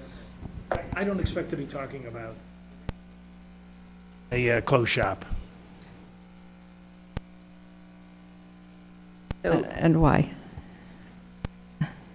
Because I think dealing with just the community setting for this meeting is a big enough discussion. And I may be in a fool's paradise. I mean, I look out there, and there's a lot of people that I expected to see that I don't see. But I was hoping to get the community piece out of the way and then deal with the hospital piece, if we're going to talk about the hospital piece, and deal with the closed shop. But at this meeting, I was hoping just to talk about the community setting. Okay, well, and I can address that too. And I think actually that, if I'm following correctly, I think we're still on agenda item 5, which is really, we're talking about the tech duties, and the ratios will be agenda item 6. So Stan, what you're Right. saying is that you only, if we talk about the increase the ratio, you only talk about apply to the only retail pharmacy only, not for any other pharmacy? It was my hope that we could deal primarily with the community setting. Yeah, yeah. But I'm sorry if you're disappointed. I mean, does this mean you didn't come here just to observe what we're doing? You came here with a No, specific I have other agenda? comments as well. You're welcome to make your But comments, but I I'm- don't want to mislead you. Yeah, well, that's why I wanted the clarification. But I am concerned that, that the long-term care setting won't be addressed at another, not today, but at another time it would be. Absolutely. So if there was, okay. Again, I just want to reiterate, I think it is an important topic to discuss, and I understand the issues. And so it's not something that I'm putting aside as just a closed shop, you know. I Well, if it's understand. just today, the discussion today is community, I'm good with that, Thank you. as long as, yeah. So, but I do have other comments. Go right ahead. It's So- always a pleasure to hear you. So I want to say that I agree that a tech should have more education, certification, and I know with certification with PTCB, you are required to have CE, correct? I think, but I think mandatory CE is also very important. And I have another comment. When Stan Goldenberg was on this board, I recall him telling me more than once that there had been a study, maybe more than one done, where the results were that the technicians made 1% less errors than the pharmacists. Well, what is it, .03? It was years ago. Yeah, it was before the board allowed the tech in the I think hospital so, environment. Probably, and Cindy could probably speak to that, but I was surprised and pleased with that, and just thought I would throw out that comment. So, so we're, you know, CCAP is definitely in favor of more education and having techs maybe more specialized I don't know that you'd need to do an APP like thing, because that was so long and took a long time. But I do believe it, certain programs, education, certification, it's important. Sorry, if an apology is appropriate, I'm sorry. Sorry you disappointed me. For blindsiding you. That's okay. Thank you. But I assure you that there will be a discussion that will involve closed shops and Thank you. Thank you. Hi, Cindy Hesby with CSHP. I should probably disclose that I was a licensed pharmacist. There's a green button that should. It's on. Not working? spoke a little closer to it. Okay. You have to swallow the mic, as they say. Does that work better? Okay. I actually practiced in Idaho for 12 years before I moved back to California, so I have some experience there too. And I was one of the pharmacists that participated in the Tech Check Tech pilot project at UC Davis in 1997, I think. So I have some experience there and fondness in my heart for it because it works so well in that environment. We have some questions from CSHP. We support Tech Check Tech, and we've had great success in the hospital environment. And in the hospital environment, there are guidelines for training. Is that right? Correct? Am I correct? Specialized training. Specialized training, and doesn't the hospital have to have policy and procedure? Okay. So that, I just wanted to throw that out as something that you might want to consider if you do pursue this in the community setting, that the pharmacy would have to have policy and procedure. And we were also curious if the inspectors look on the self-assessment forms to know how many inpatient hospital settings are actually doing Tech. So, right now, we're focusing on the community setting. Right, but my question is like you talked earlier about, maybe not everybody's going to do this, but so out of all the hospitals that can do it, is everybody doing it? Some of, 5%? Do we know? How would we know? You might be better positioned than we are. We do not monitor that. I am aware of 2 hospitals doing Tech, and I'm not sure it's much higher than that. Okay. There are 500 hospital pharmacies in the state. Okay. We're just curious if you monitored that, and what are the outcomes in California in the hospital setting? Well, there was one very visible mid-air that happened early on, right after Tech occurred. And it was an error, but there were other things leading that caused in part the error that were contributing factors. In that particular case, the facility and the PIC were both cited and fined, which was our position on how to do it. To my knowledge, we have not had, I don't remember seeing a single investigation coming through where there was a Tech mid-air. I don't know, Ann, have you seen any? Yeah, and I think it is something that would be noted as part of the investigation should an error like that be reported to us. But again, there's also no requirement that anyone report an error to us unless you've paid a financial settlement. So unless there's been a financial settlement, we won't know that there's been a mid-air necessarily. Okay. So we don't have data to indicate the degree of which hospitals are using Tech and what the outcomes are, although again, indirectly, I think we'd know if there were a lot of hospitals doing it, and secondly, if there were a lot of errors associated with that use. It would my guess would be that you folks would Exactly. have better information than we would about that.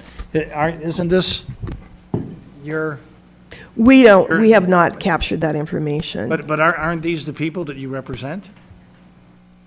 We represent pharmacists in all practice settings, but primarily hospitals, probably. Yeah, so, I would look to you for that information.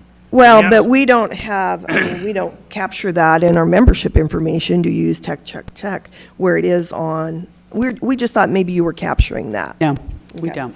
Okay, thank you. Hi there. How are you today?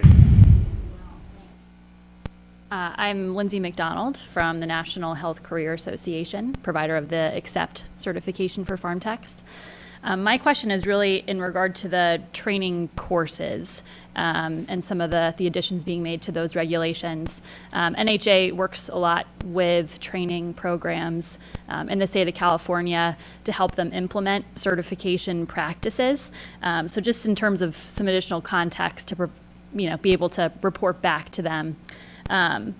For online training programs that are approved in the state of California, how do you envision the drug screening or criminal background check being covered for online? So I think we're off the agenda topic right now, so. This was, I'm sorry, I apologize, was part of the like one of the very first things that Stan said was talking about as a part of, before we started talking about tech. That she's referencing a regulation that's pending where the board's already made policy and they're just working forward. So you might want to engage in the rulemaking process when that's released. Okay, The 1793.6 that you're talking about. yes, okay, we'll do that then. I mean, I'm okay. So But it's up to you. Well, I think right now your topic is the pharmacy tech duties and possible changes to Right, the right. duties. So what I hear you talking about is a very specific policy proposal that's already been approved by the board.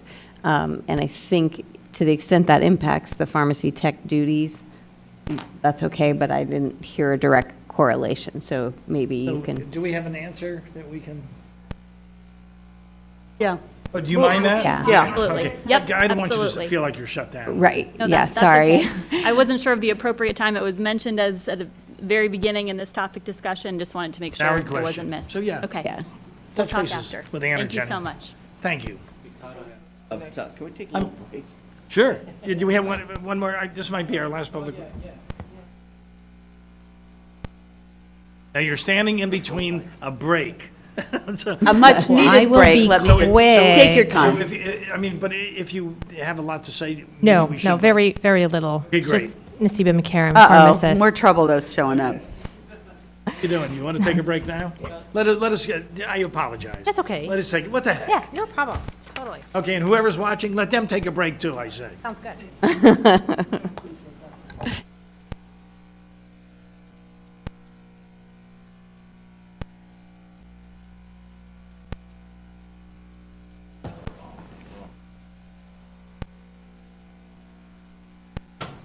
Okay, we're off and running. Okay.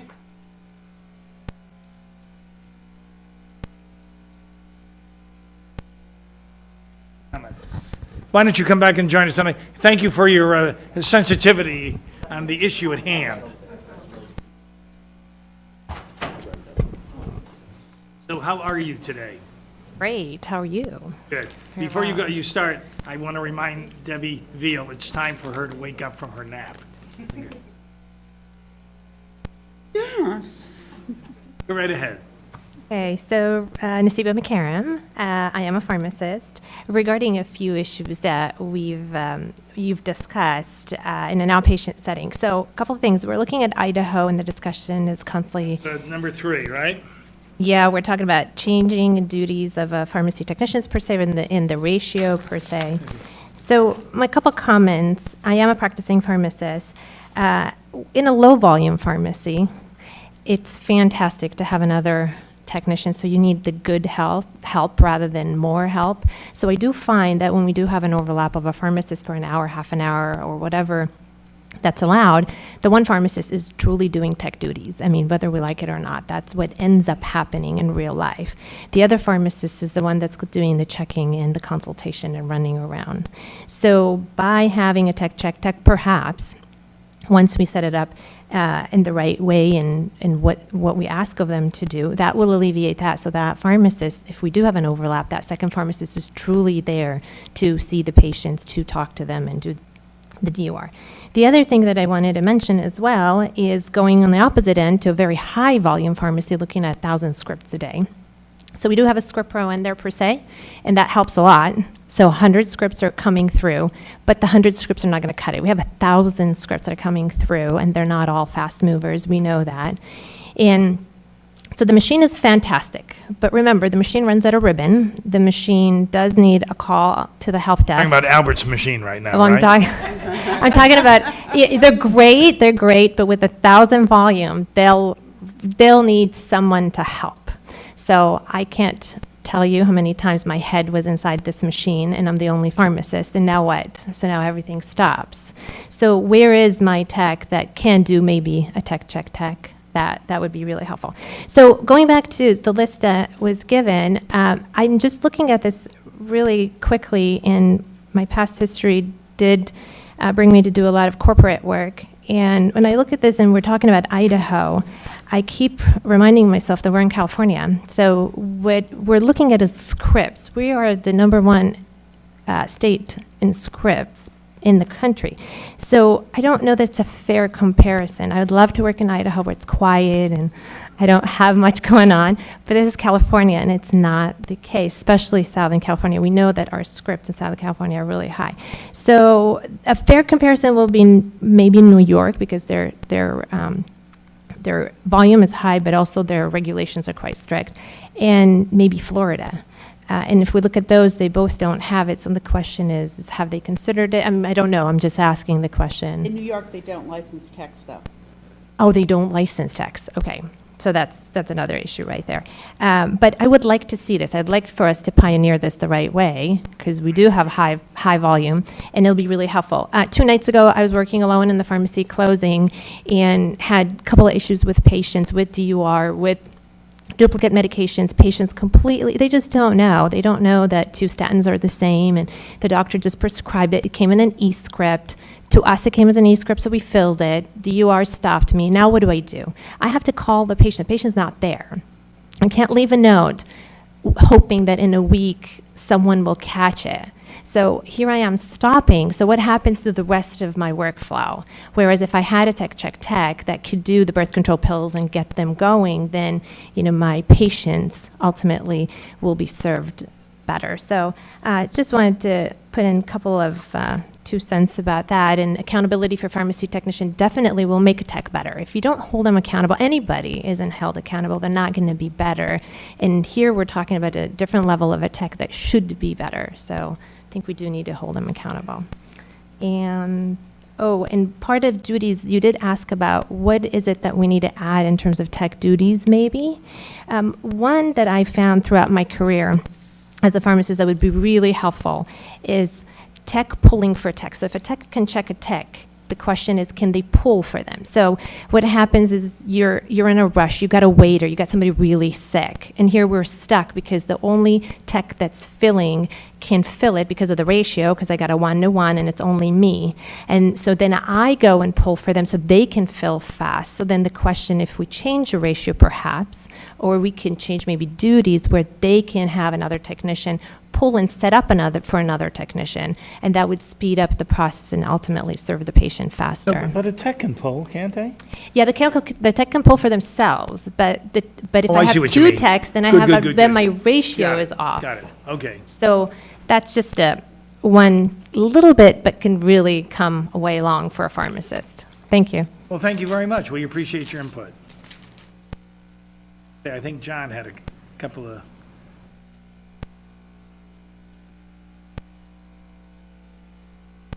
I have some words. I don't know how long. joining us. Thank you.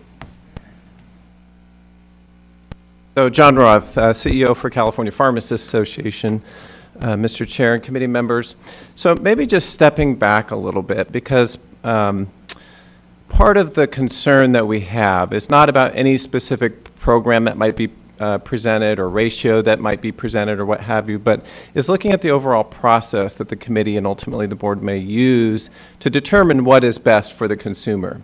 And I was hearkening back as I was sort of thinking about this meeting last week about the process we used, and certainly the board was part of that process in some respects for Senate Bill 493, where we were really looking at what I would equivalent to the pharmacist expansion in scope, to what the discussion is here as it relates to technicians.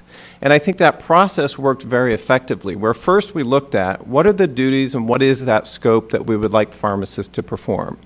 So instead of labeling it something like Tech Check Tech or any other specific program that might be out there, perhaps we get more finite and say, okay, what are those specific annotated duties that we would like a technician to do that they can't do today? And then next, we talked about education and training. In the pharmacist context of 493, we looked at the need for an advanced pharmacist credential. We looked at continuing education requirements for some of the non-advanced level duties. Same question here. If we now have a list of scope or duties that we want technicians to be allowed to do, then what is the education and training that would be required for them to safely perform those functions? Then we moved into licensure. So now we know what they want to do, or what we're going to allow, what you're going to allow them to do. We know the education and training they should have to safely perform those functions. Then what does that licensure, regulation, and ultimately the enforcement vehicle look like to make sure they're doing it properly? And then we talked about continuing competency. You know, for the advanced practice pharmacist, we looked at 10 additional CE units. For the non-advanced duties, we looked at CE units to perform those functions. Same items here is the technician, if the technician is going to be performing these functions and they're initially trained to perform those functions, what is the continuing competency requirement going to look like?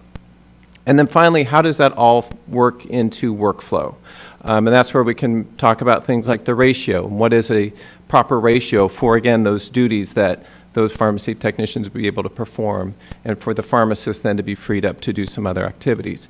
So I guess my higher level comment, my treetop comment is maybe just to step back and rather than looking at some interstitial things on the agenda, like duties, like ratio, like this, like that, is to maybe step back and think of it more holistically as a process to arrive at some outcomes. One of the questions that we have is in regards to when the labels use tech, check, tech, and we saw the matrix in the meeting materials. Is there an understanding, or is there, in fact, a notation that that means the same thing in all those states? Are the same duties applicable in the states that are listed in the matrix across the board when we use a label like tech, check, tech? And what is being perhaps proposed here in committee when we use that label tech, check, tech, what exactly does that mean? And we would just want to seek clarity around what that scope and what those duties are involved. And I think that's important because I know, for example, in Iowa, not Idaho, I've been privy to several presentations around their community-based tech, check, tech program. And yes, it has provided some wonderful outcomes in terms of, as a previous speaker mentioned, the quality of the prescription filling is equal to or greater than when the pharmacist fills it. But there were also some drawbacks in terms of the notion of freeing up workflow for the pharmacist wasn't or did not materialize to the same respect that they had hoped. If the goal is to free up the pharmacist's time in California to perform additional functions, looking at the Iowa study, yes, they found that the pharmacist was freed up 5 minutes here, 10 minutes there, 30 minutes here, 5 minutes there, but that holistic amount of freed up time was not sufficient for pharmacists to engage in lengthy clinical activities. So I think there just has to be a review of the evidence sort of holistically to make sure that what we would ask for and what the board would approve truly receives the outcomes that you intended to receive. I was a little troubled. I think Ms. Harold mentioned that her assessment of 2 out of roughly 500 hospitals in California using tech, check, tech currently, and I understand that that was not data that the board necessarily possesses, but perhaps an estimate on Ms. Harold's part. If tech, check, tech is the panacea, why are only 2 out of 500 hospitals using it? And that's not to say tech, check, tech is wrong or it's the wrong policy position to move forward with, but I think just examining in more detail, what are the challenges that hospitals have experienced? Why aren't they utilizing it further? Are there adjustments you would make in the community setting that weren't contemplated in 1997 when it was employed in the hospital? For those to be informative, because if the board wants to pass policy to allow tech, check, tech in the community, I think the worst outcome all of us would like to achieve is that it doesn't get utilized.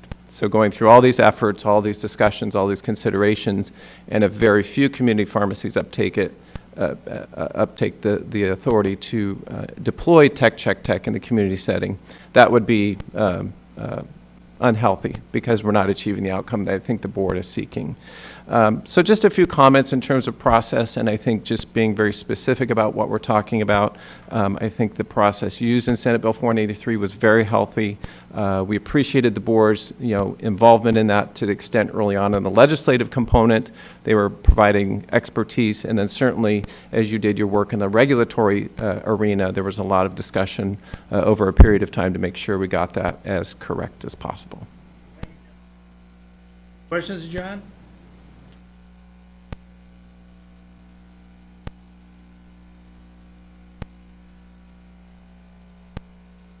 How are you?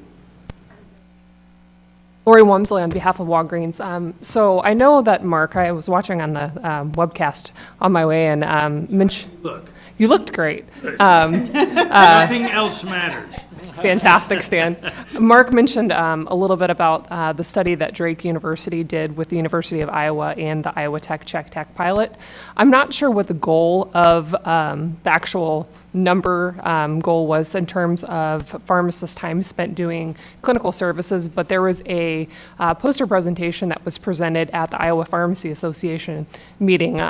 It has not been peer reviewed yet, but really nice study. I'll share it with Jenny so that she can include it maybe in the next packet. But really the endpoints of the discussion of the poster presentation is they found that as Mark mentioned, that the error rates remain low with no significant changes from the baseline, number one, as the pilot went through the process.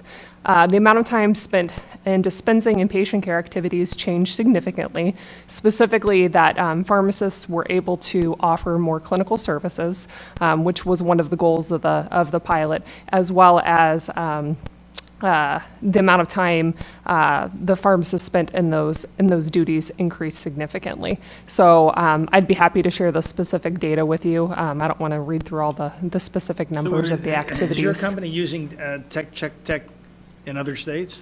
We are participating in a pilot, in 3 stores in Iowa, as well as a handful of stores in Wisconsin. So you don't have enough time or data to come up with any conclusions that are... From my understanding, the results are similar to what have been published. So, but I don't have specific store level data. That's good. So, Members of the committee, any questions? One of the goal and objective having check and then increase the ratio of a technician, a pharmacist, a technician ratio is to supposedly free the pharmacist more time to do consultation and do the review utilization. But what I'm afraid of, when you have increased the ratio and check, you go create more prescription workload, and the pharmacists have to check more prescription, and it end up does not free more time for them to do the consultation. That's what I'm worried about. I don't believe that that's what has been shown in the study. I think the workload remains the same. It's just shifting that one specific activity over to the technician. Cheryl? Well, based on, we just had someone else speak that actually said that in those states, they don't have the volume. The state that we're looking at does not have the volume of what happens here in California. So that also has something to do with what results you're going to have. And just like Mr. Roth says, it makes a difference as to, you have to look at all of that.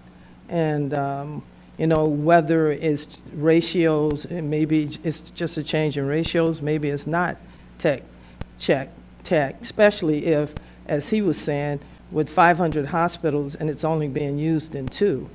Well, that's just my anecdotal data, so eloquently pointed out a moment ago. I am aware of one hospital certainly that's using it. Oh, sorry, thought I was expounding on my wisdom. At the time we investigated the mid-air of the Tech, there was one other hospital that was doing it, and it could be more widely used. I can't really get to data readily between now and the next probably time of this meeting, but by the time we get to the next board meeting after next week, I should be able to at least get a feel for what's out there. But I don't, again, I kind of like the comment. I think we need to look over the fences and see what's going on in other states, but this is California, and I think that we need to learn from other states' experience maybe, but I think you are all empowered to be able to identify and create what you think is appropriate here to provide for the public safety. Right, and that's my But comment. very good points. Ricardo, is there anything that you have any thoughts of? Okay, good, good. Thank you very much. I just want to touch on one other thing, and it's a continuing education that's come up, and other states do it, and some other states don't. When it comes to techs, what are our thoughts about continuing education? I personally think that it's a good thing. I cannot ever see where more education would not be a good thing. And certainly in the pharmacy, and especially since we're talking about expanding the duties of the pharmacy tech. And apparently they're actually doing more things in some environments, like in the hospital, in hospital environments that, we don't get to really see in community. So I certainly think, I think the techs would feel good about that. I don't think it's a bad thing at all. I agree with you. You have techs, and so many of us have been in the environment. You have techs that are really engaged. They're very proud, and they're anxious to learn more. Exactly. And not that we have to require them to learn more, but I think if we make it a requirement, it's good for everybody. That rising sea all boats, but aside from that, I think it takes those who are not really committed to they're not really committed to their job, to either, fish or cut bait, if you will, back to the boat. And I think it's good. And I've worked with people who were just so anxious to learn more. It's a source of pride with them, like it is with all of us. And so. And I totally agree with that, Albert, what do you think about continuing education for techs? Yeah, I agree with that. I mean, the more they educate, the better the consumer benefit from it. And also, I always say in our store, so something I could compare with is that on my technician, I always teach them as much as I can, educate them as much as I can, and then on all our label, prescription label, I have them put down the usage in Chinese on the label. So with the knowledge, then they could do that. If they don't have the knowledge, they cannot do that. So all our prescription label have the indication in Chinese for them. So it's good for CE for them. Good. I agree too. I mean, it can't hurt. I mean, we hear so many cases out here and revoking licenses and so forth, and it could only better the profession by having more of an education. Absolutely, absolutely. So, anything else from the public? So getting back to where we are and what I would hope that we would consider as we go forward.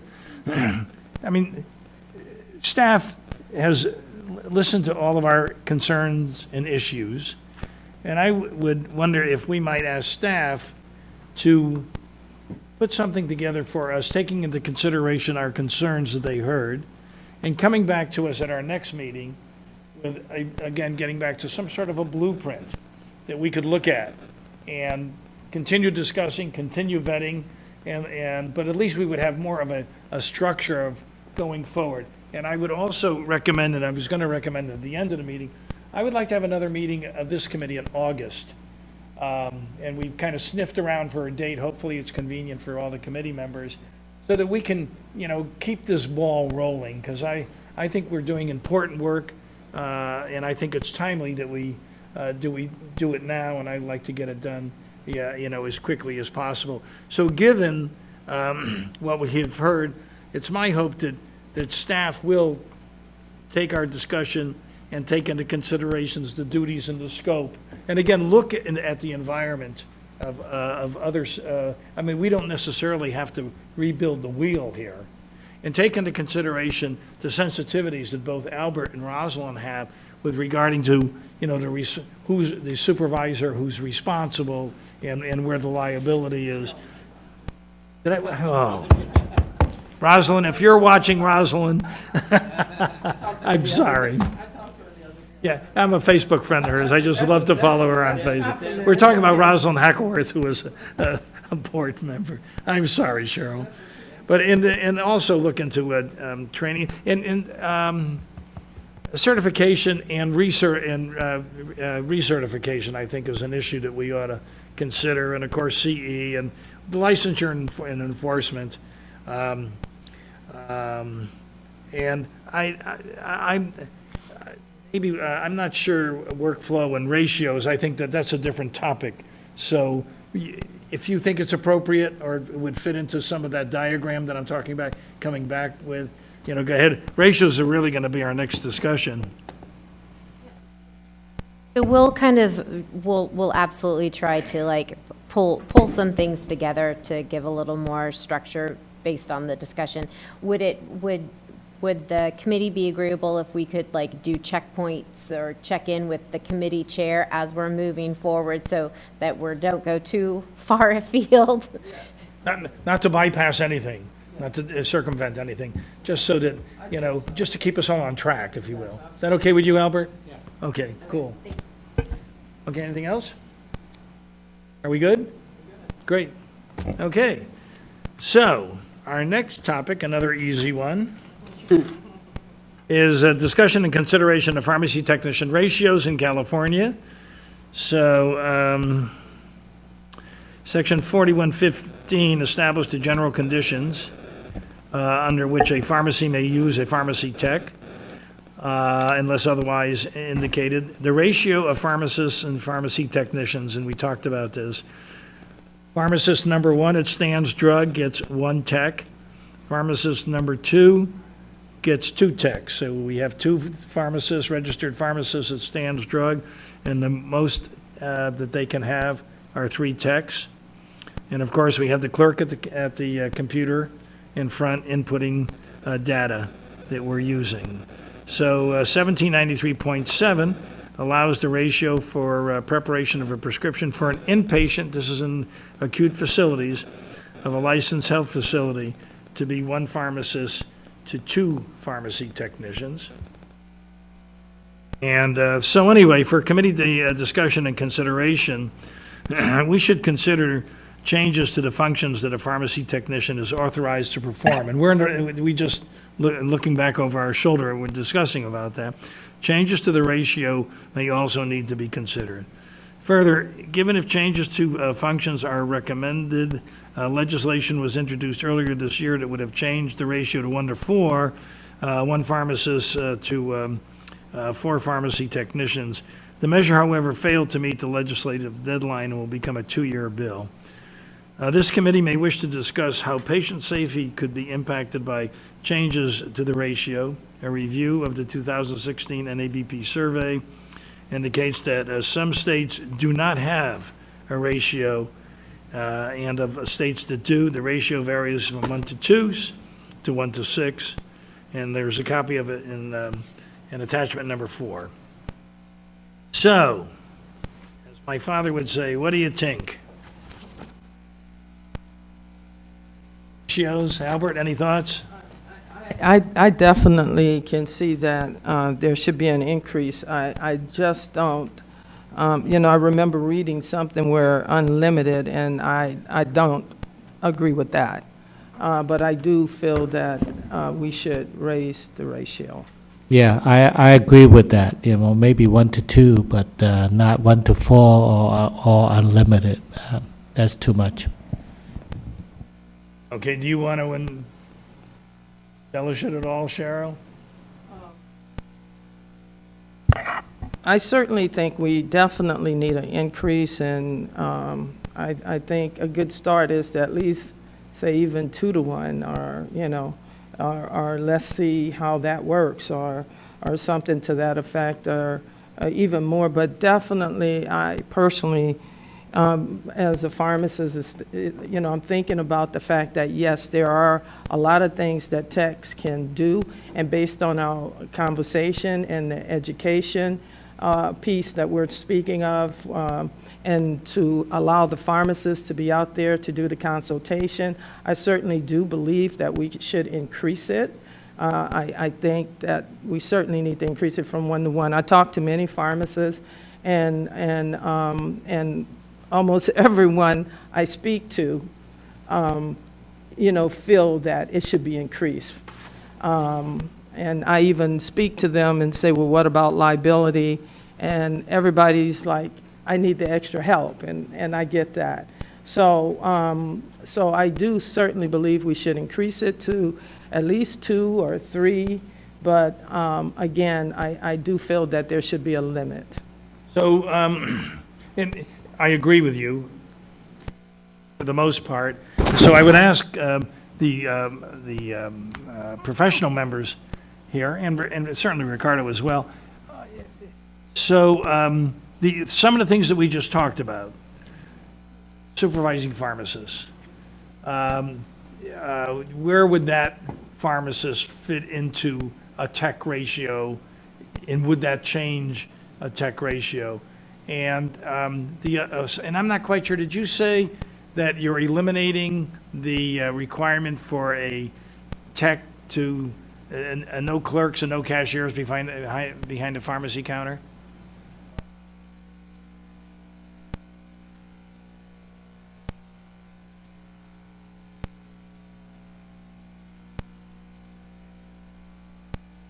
I mean, I found that an interesting point, where everybody behind the counter is licensed. Maybe it's not working out, and so, but I think, so I present that as a thought. And in addition, so if we're looking at, as we have now, the different ratios per pharmacist, so if we're looking at pharmacist number 1 with 2, would we look at pharmacist number 2 with 3 and have 5 techs, behind the counter? And again, the issue is, when they come back to us, will we be looking at a tech?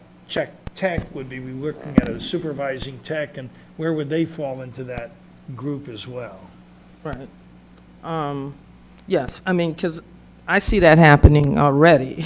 When I go into a lot of the stores where they have the lead tech, I see that, in operations. But usually, of course, I see at least, I've gone in stores where I see 5 techs in the back when there's 2 pharmacists working. But, of course, I question them as to what's going on. And, one tech is ringing the register, one tech is doing, insurance claims, but they're all wearing tech badges. And Well, they're not supposed to. I think as if they work as duty as a clerk, I think they're supposed to assign who's the technician that they assign to the pharmacist. So I mean, if you have three technicians working at the same time, only actually one technician should be allowed to working as a technician. The other one right, and that's will what not I'm, be and that's what should I'm, not be work. and that's exactly what I'm told when I ask the question. Yeah. There's only one that's pulling the Yeah, drugs, yeah, and yeah, only yeah. one that's functioning as a tech. So- But you have 5 people with tech. Yeah, they have That- five tech lines. Well, I will recommend we increase the ratio from 1 pharmacist to 2 technicians.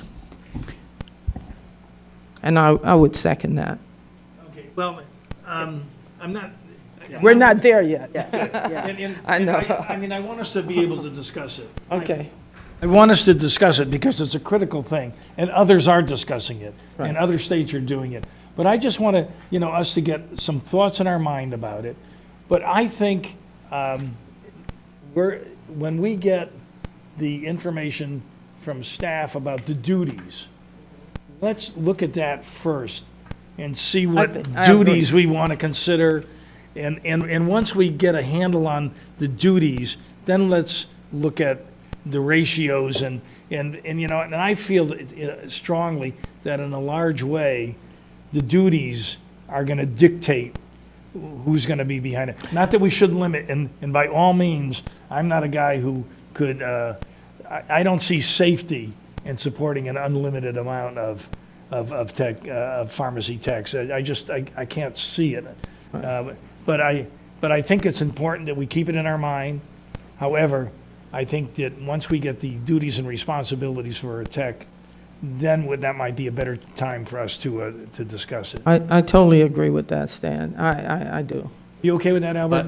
One thing I want you guys keep in mind that, I don't want you increase such a heavy load that with the technician increase the heavy load on the prescription for the pharmacist to check. So, make sure you guys keep that in mind when you determine that. Right. So I'm going to continue on unless there's more, and then I'm going to ask for public comment, but I don't want to stifle anything back here. No. So did the members want to withdraw the motion? It was a kind of an informal. I would withdraw what I had to say Thank you. about it. Are you okay And with that? I'm okay with waiting to Thank you. get more information, more input, to really look at it, because we all know that there needs to be a change or some increase. Right. And again, I want to be right out there.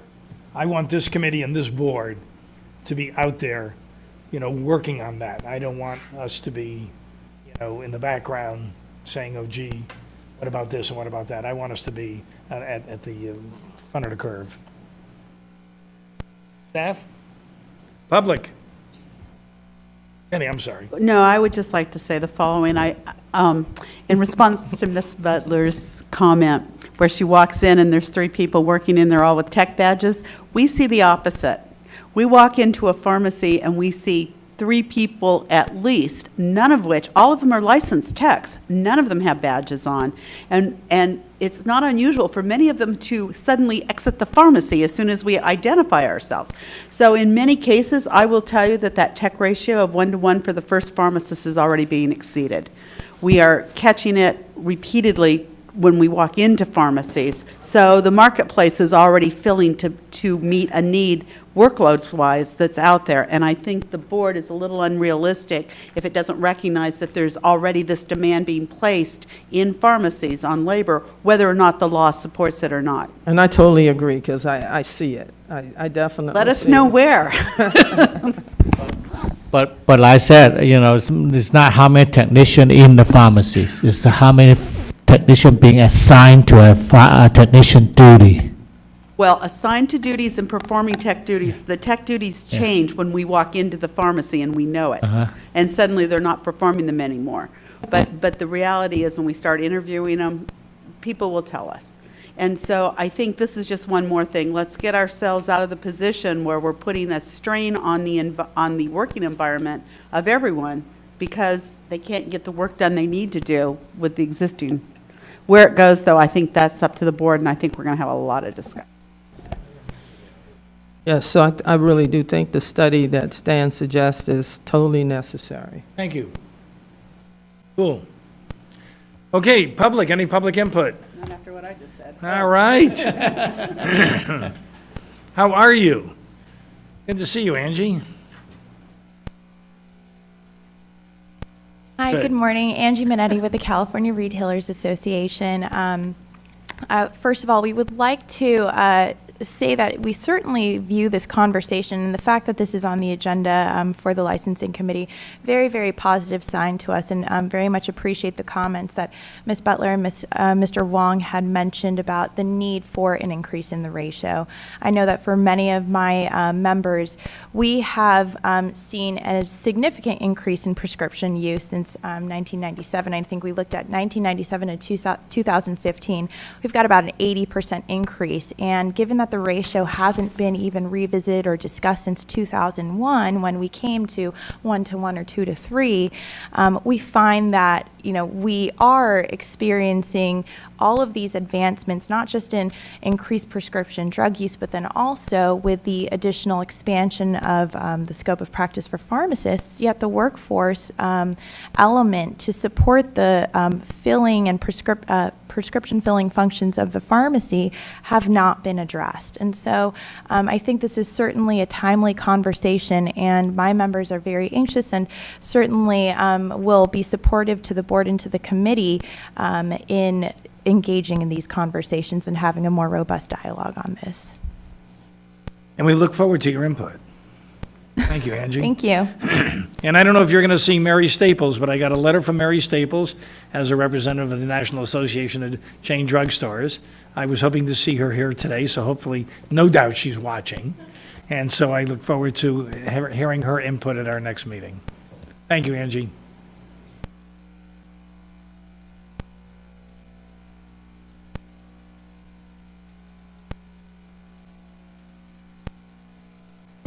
Mark Johnston again, representing CVS Health, and I have to put my NABP hat on for just a moment when I see the survey of pharmacy law in your meeting materials.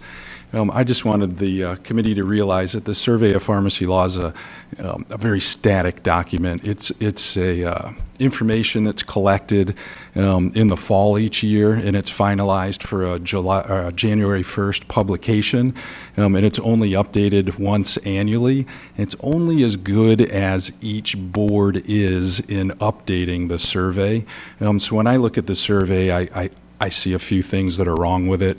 For instance, after its publication, South Carolina and Colorado increased the ratio. Before its publication, Tennessee increased its ratio. It also doesn't show trends that are happening, like Washington just last week publishing rule promulgation to eliminate their ratio, and Idaho, who's already published rule promulgation to eliminate their ratio, so it doesn't show trends. So it's a great tool for what it is, but don't take it as the quote-unquote Bible per se. Thank you. Other than that, I just appreciate the board considering the ratio increase. It's a great discussion, and I look forward to being part of it in the future. Thank you. And we look forward to your input. Anybody else? Okay. So we have a good idea of where we're going forward, and we're going to, go forward mostly with the responsibilities and duties of a tech, and not, I don't want to use the term back into the ratios, but let that be the determinant in our discussion about ratios. All cool? Great. Thank you. And I'm going to need an earlier flight rather than a later one. You're not out of here yet.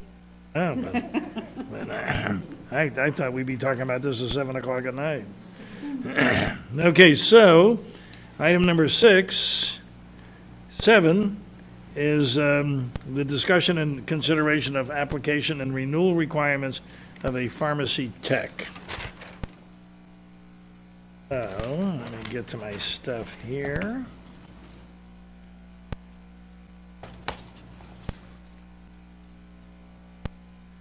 So Business and Professional Code 4202 provides the general pathways to licensure as a pharmacy tech.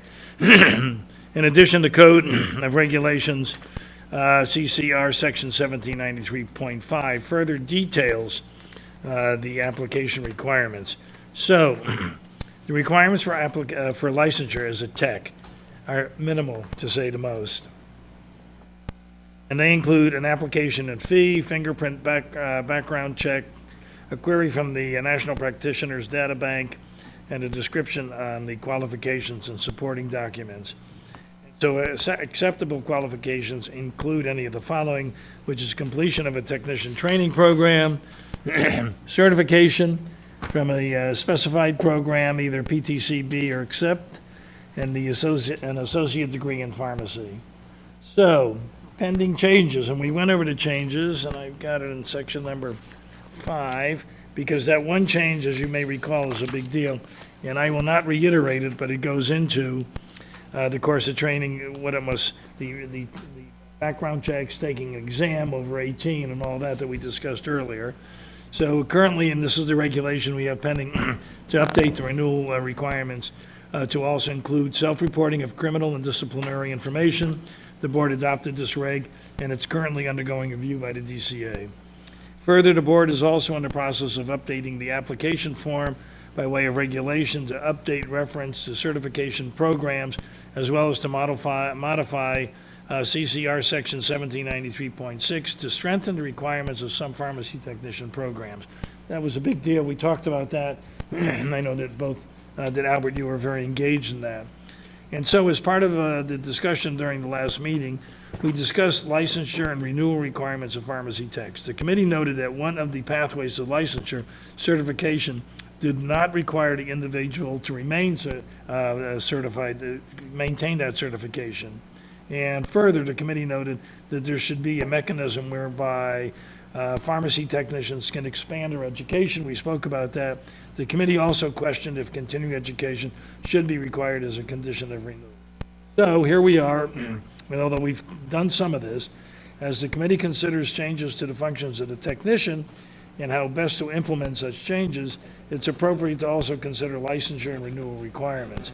A review of the NABP survey indicates that the majority of states ensure either licensure or require either licensure or registration of pharmacy techs. That's probably continuous and adequate and accurate.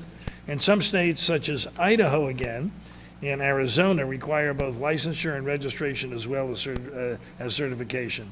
The requirement for continuing education varies as well, ranging from no CE to 20 hours.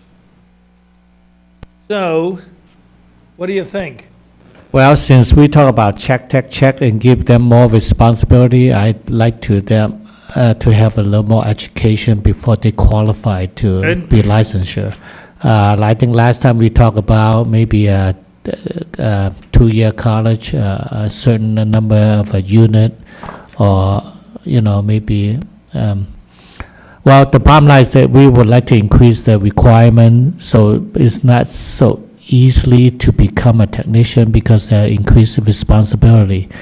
And also that will prevent some of the non-serious technician to get into the profession and then cause all this diversion. Or people with another agenda. Yeah. So that's what we try to prevent that. Try to elevate the standard of the status. Strongly. Cheryl? I'm sorry, Ricardo, did you want to say something? Yeah, I think that also goes along with the study that we're talking about as far as what we're looking at as far as duties for pharmacy techs. So if we're expanding and we're looking at an expansion of duties, then of course, then we can really also we're looking at expansion of duties and also ratios, and I think that all goes along with that. As to what we would actually consider the CE that we would want to require and how many hours. I think all of that would have to go into the results we got from those surveys. So a tech license is every 3 years? 2? So it would, every 2 years. Hmm? Do we have any thoughts about specific CE units, or do we want to look around and see what everybody else is doing, or? Is there any other programs out there that are successful in increasing hours? I'm sure, well, there's no doubt that other states have it. Yeah, but the ones that have actually been very successful, I mean, do we get input from some of the other states? So the pharmacy technician certification program, which is one of the pathways to licensure for us, has 20 hours of CE to maintain their certification. Our current renewal requirements is just a fee, so that's one model. It looks like several of the states also have determined that the 20 hours is appropriate. I don't remember for accept. Is it 20 as well? It's 20 as well. So both of the certification programs that we're aware of or mainstream also have determined the 20 hours. We did hear a lot about the value of CE during the Pharmacy Technician Summit, and I think that the theme was that there's definitely value in it, and that the CE itself generally is not a barrier to renewal because there are a lot of free courses and online courses, and some employers provide it as well. Stan, can we require them, one of the course for CE is on the drug abuse or alcohol abuse? Because we have so many technicians having this problem. So I would like to maybe make a requirement to one of the course they're taking will be drug abuse, alcohol abuse. Require pharmacists to take specific courses?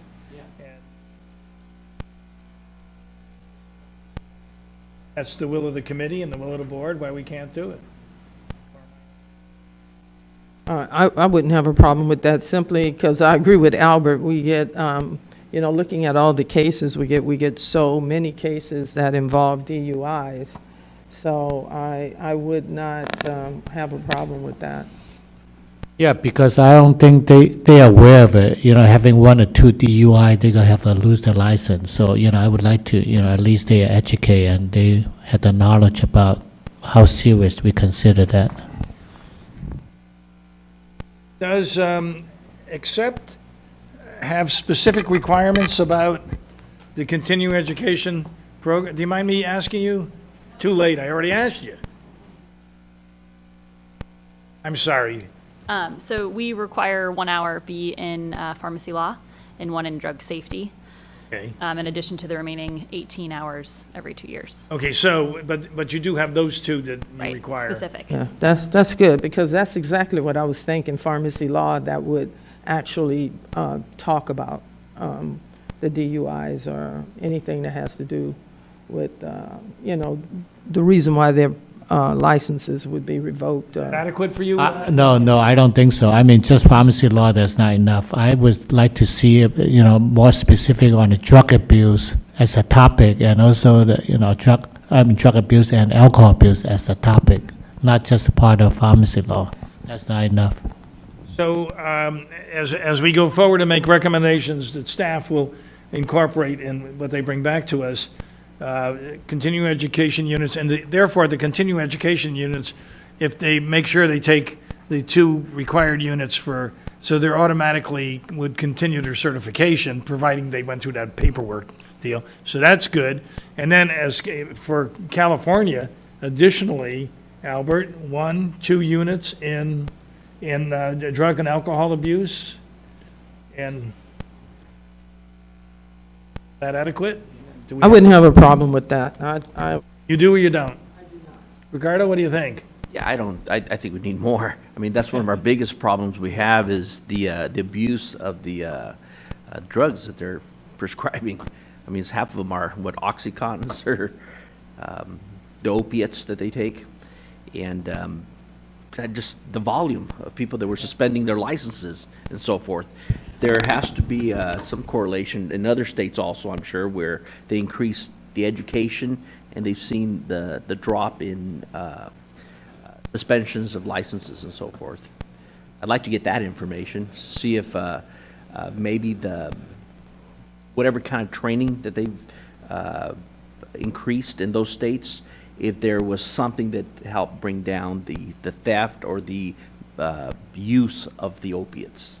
Yeah, maybe. Some other states are really bad Yeah. at using. Maybe we could have 1 unit for drug abuse and 1 unit for the alcohol abuse. Okay. So anyway, so staff has a sense about what we would like to present, what we would like to review and vet and then present to the board. So are you cool with that? Would you like, from that prior agenda item where we're developing the training, the 2 hours of training in law and ethics, would you like that also applied to the technicians as part of the proposal? Well, it's a good opportunity, and it's right here on our agenda. Well, I'd like to also have us back in a little bit and look at the outcomes that we want out of the text in terms of what kind of performance of duties they want. And for example, one of the things on a tech thing, one of the things they probably ought to be aware of is ways to stop and identify med errors. And the real basic stuff, how to separate drugs in a pharmacy so that they're less likely, since the bottles all look alike, so that you can identify the different drug names a little more effectively. Just good safety tips that are just relatively reinstill information they probably already getting in their training, but it's one of those things that every 5 or 10 years probably wouldn't be a bad thing to reinforce. I agree. And part of that you would never get in a course. And I think there are going to be people out there that have pharmacy technicians that can kind of help point where they see the weaknesses in the training of the techs, which is where we can supplement, plus the age-old problem of new drugs coming onto the market. Just keeping up with that in and of itself is an issue. That may be more pharmacist-related than pharmacy tech-related, but Well, and we're at a point now where we could say, not 20, but we could say, 22, 24 units and give us the ability to add to what they're currently getting, so it won't limit them on the bottom side as far as being, accessing other areas in pharmacy that they would be interested in and give. Yeah, I think like even with, I mean, because with pharmacists, I mean, we have, there's a whole lot of CEs we can take, but we all tend to take what we're going to be dealing with, the issues that, that we're going to come in contact with. So I would think that that would also be the case with the techs. If it's a tech in a hospital, there's certain classes or certain CEs they will take. Like you said, basically what Jenny just said, I think, of course, that would be something that every tech that certainly should be one that would be required, though, because I would think that would be necessary for any tech. Front end of this. Yeah, and I like the idea of, when we get to it further in the agenda, of, we're talking about ethics and law and putting together a program for pharmacists. I think it'd be a good opportunity to expand it to, we're not We there don't yet. even have the reg in place yet, and you're already talking about Right. building around it. Okay. Okay, this is so- something we'll deal with I guess later. it is in effect now. It is in effect. So, as a committee, we're on the same page pretty much, and again, staff will come back to us. Right, that's at the way I our see next this. meeting with a more of a blueprint and some, more concrete ideas that we can build on or Right. tweak, as we go forward with the recommendations of the board. Is that cool? Are we all good with that? Yes. Oh, great. Anybody from the public who would like to contribute or question or? Right.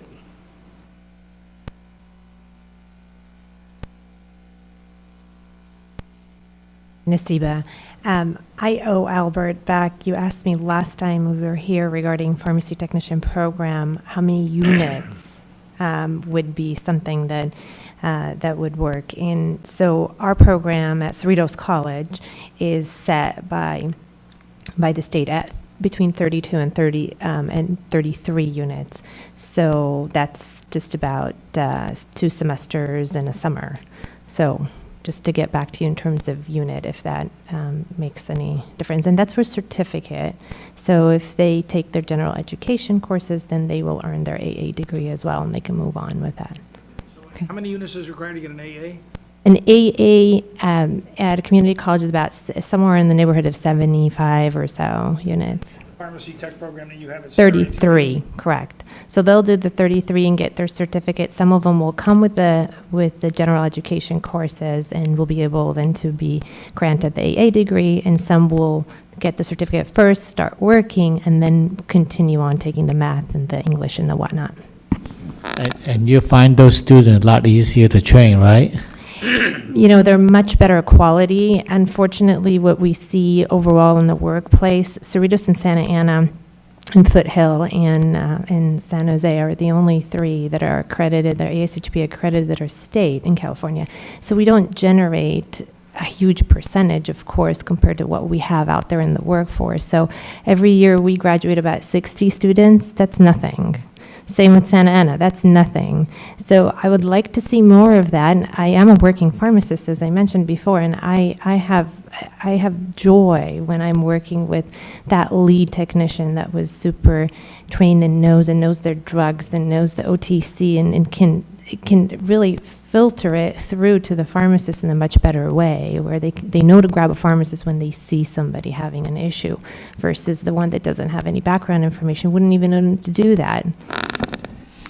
Can you tell those students, are they serious students, or some of those will be future diverter? Well, Can you tell what kind of student they are? repeat it one more time, the students? I said, well, by having all those classes, all the students, can you tell, is it most of the students are very serious to be a technician, or some of them, you could pick it out as a possible future diverter? So we have quite a bit that actually move on to pharmacy school. So what they'll do is they'll come in because they're not sure that they want to go through the X $100,000 investment, but they want to make sure that they like the material, that they like the workplace, and they can get a certificate. So we have quite a bit that go on and move on, and we have a lot that choose it as a career.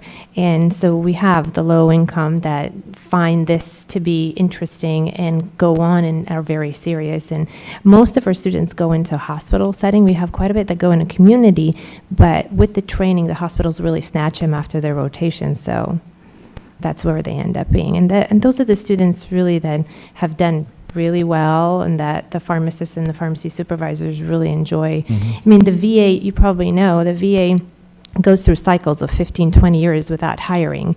And the VA in Long Beach right now has 4 of my students. That's after, certain, yeah, and it's fantastic, and they love them. They absolutely love them. And that went through about 2 years of cycles or 3 years of cycles. So they didn't all get hired at the same time.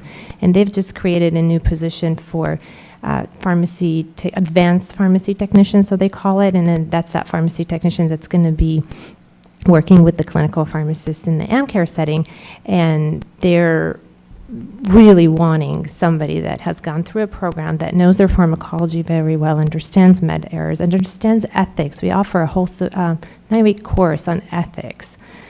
I flat out tell them, don't steal. I mean, why are you here? Go somewhere else. Well, we're happy that you're doing all this good work out there, enjoying yourself, and just keep it up. And I do have students come to my pharmacy and want to volunteer, want to check it out, see how it is before they apply pharmacy school. And I always recommend them to get a technician license first, so at least they get an idea, what's involved and, how serious they are in the field. So I'd like to see you keep up your good work. That's good. Thank you. Thank you. Unfortunately, we only graduate 60, so my sample How long is small. that program? Excuse me, how long is it? 2 years or? Our program is 18 months. Okay. And if we have someone that has finished their bachelor's, very serious student, they can finish in a year. Every year I have 1 to 2 that finish in 1 year. Oh, okay. They'll take the 2 pharmacologies together. They're very heavy. So if they can do the 2 pharmacologies together in the same semester, they can be done in 1 year. Yeah, I like to see this kind of program instead of, you could finish in a few weeks and then become a technician. That's too fast. And that's the other challenge we have in the LA area, where a lot choose that. They go to a very fast-track program. They realize that a lot of the employers won't hire them. And then they resort to Cerritos, where they can take some classes, and they feel that they'll be placed at great institutions, great pharmacies, to be able to do their internship so they can land on a job. So what are your thoughts about the advanced pharmacy technician and us requiring an AA degree for a supervising technician or an advanced technician, or even if we look at other areas, but I don't want to get into other areas. What are your thoughts about that, and about not so much the outcomes, but the interest that technicians would have in doing that? There is interest out there. I could tell you that for a fact. We have a lot that come stop by that are technicians that want to take our program because it's going to better them. Now, at this point, it's not giving them an advanced practice certificate, but I have so many inquiries. If I just open up my email bin right now, I could pull 5 just from the last couple of months, where they come, they say, we've been practicing, we want to either move settings or do something different or do more at our job, especially with an independent. And they would like to have extra training. The only reservations we have at the moment because of the regulation is they could take the courses up until their externships. And when they get to the externships, the regulation limits us and doesn't allow us to place them, because it clearly says that they can be placed without being licensed. But remember, those are the people that have been practicing in a certain setting and want to be better. And so right now, I feel bad for these people because they do want to do better, and unless they go and do something different, go get a business degree, or have one of our faculty is a pharmacy technician that worked for an independent in East LA, still works for him, and has gone to get her master's in business, her MBA, and now she's going to get her PhD in some teaching whatnot. She still works in the pharmacy. She does audits for long-term care, but she got capped in terms of her growth. She couldn't grow anymore. So all she does now is he can't let her go, and she wouldn't go. She's been there for 25 years, so she does audits for them, but she's so much better than that. So if she could have gone on and does some more maybe clinical work, she could expand his practice too, because he has an outpatient in a closed-door facility. So I would like to see some of these people shine and not be limited with the less to do. Where you having your program located? Cerritos College in Norwalk, So, California. so you're doing it in a college setting, right? All your program? We're doing what? I mean, all your training, all your Community college. Community That- college, So yes. that's good. That's a nonprofit organization. That's what you've been talking about. Yeah. I'd like to see more this kind of setting and this kind of program. I think we needed more of that.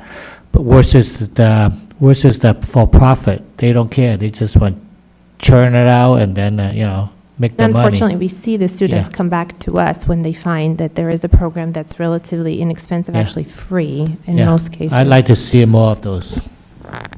Good. Thank you. A wealth of information, thank you. Anybody else?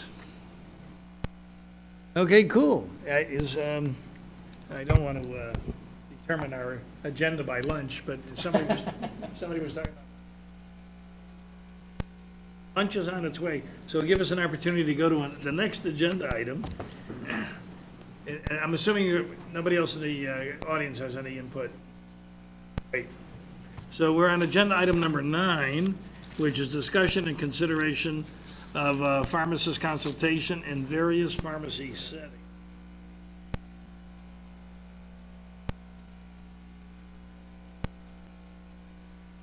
Right. So, talking.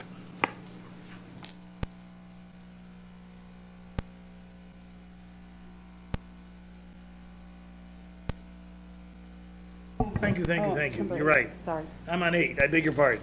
Update on, you think of pharmacists. Update on development and mandatory board-provided law and ethics continuing education course. So, July 1st, 2017, CCR Section 1732 requirements for pharmacists amended to read at least 2, and this is of the 30 hours required for pharmacist licensure renewal completed by participation in a board-provided continuing education course in law and ethics. Pharmacists renewing their licenses, which expire on or after July 1st, 2018, shall be subject to the requirements of this subdivision. Board requested that the licensing committee monitor the development and the deployment training. So the recent update is that staff fairly routinely provides continuing education. Such training is generally done in person, but can be scalable using other deployment, including webinars.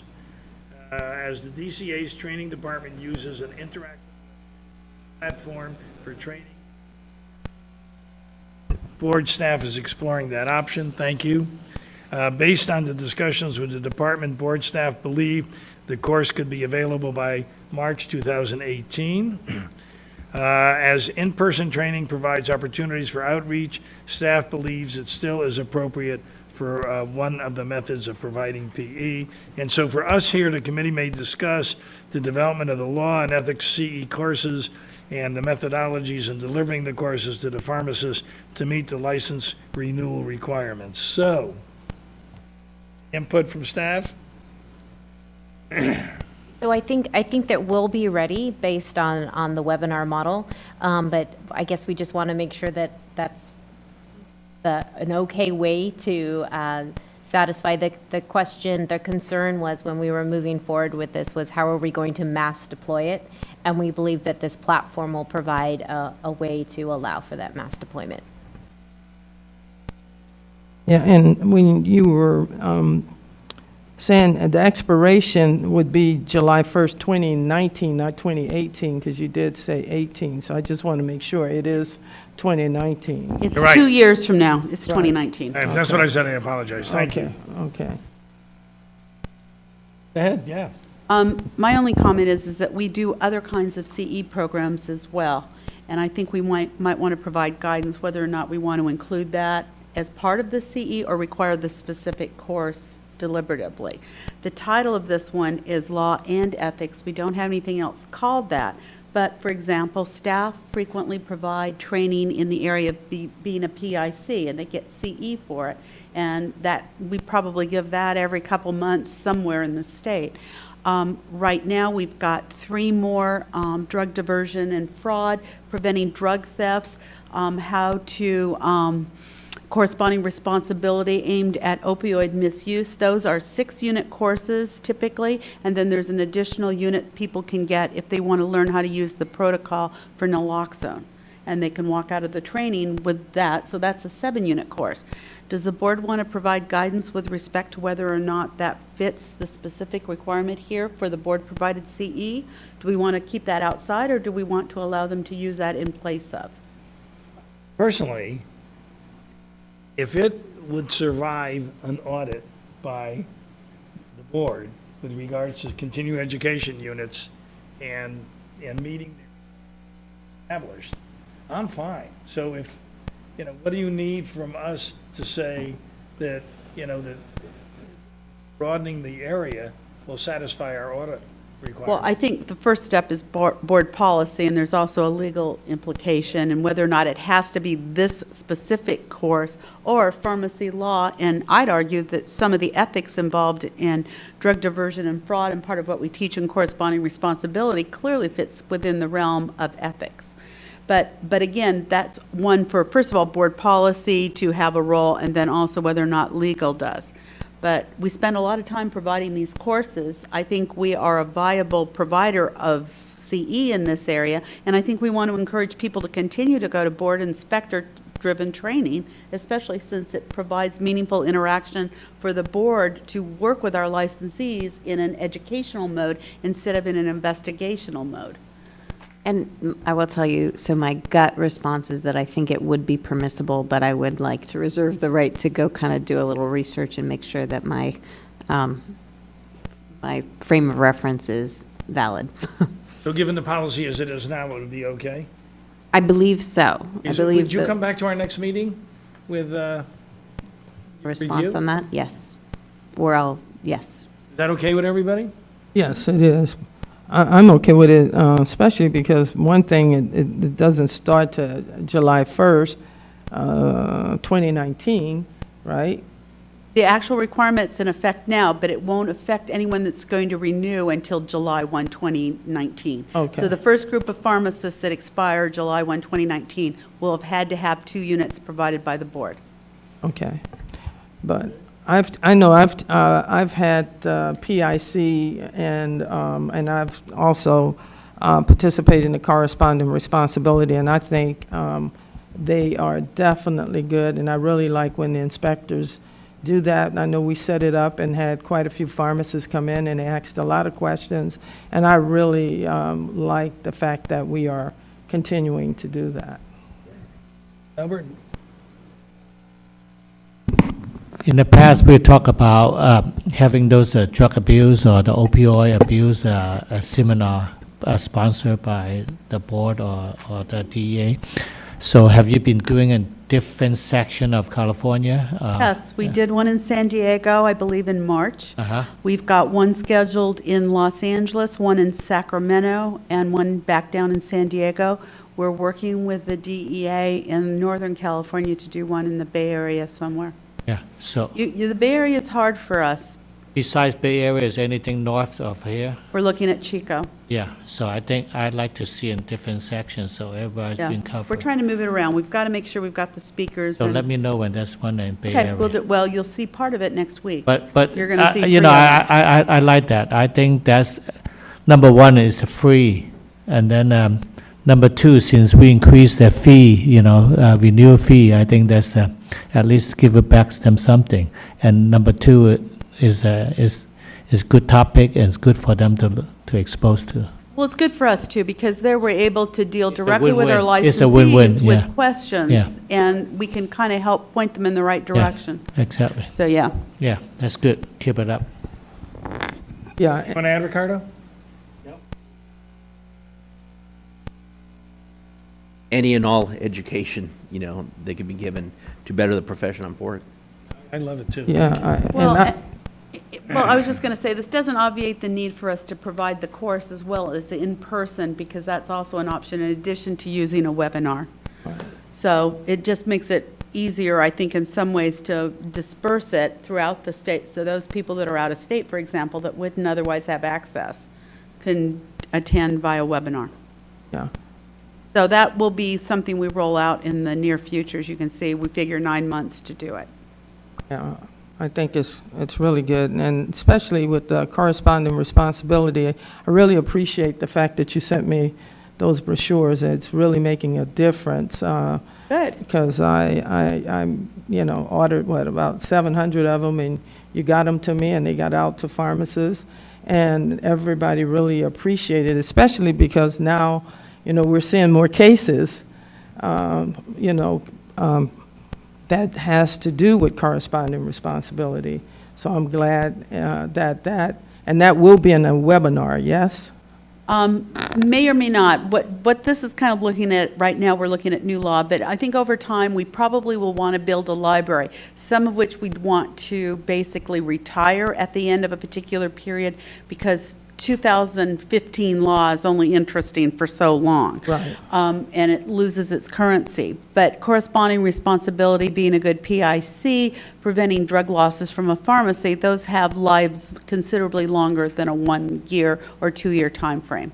Okay. And I like that the Board of Pharmacy continue to have the inspector have a working relationship with all our licensee instead of, educate them instead of just, I got you, So I'd like to see more of that.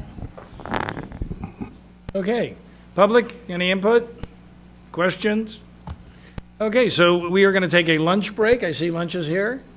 Cheryl, I'm going to look to you. Is a half hour adequate for lunch? Yeah. Okay. So we're going to take a half hour lunch break. And to those on the webinar, bon appetit.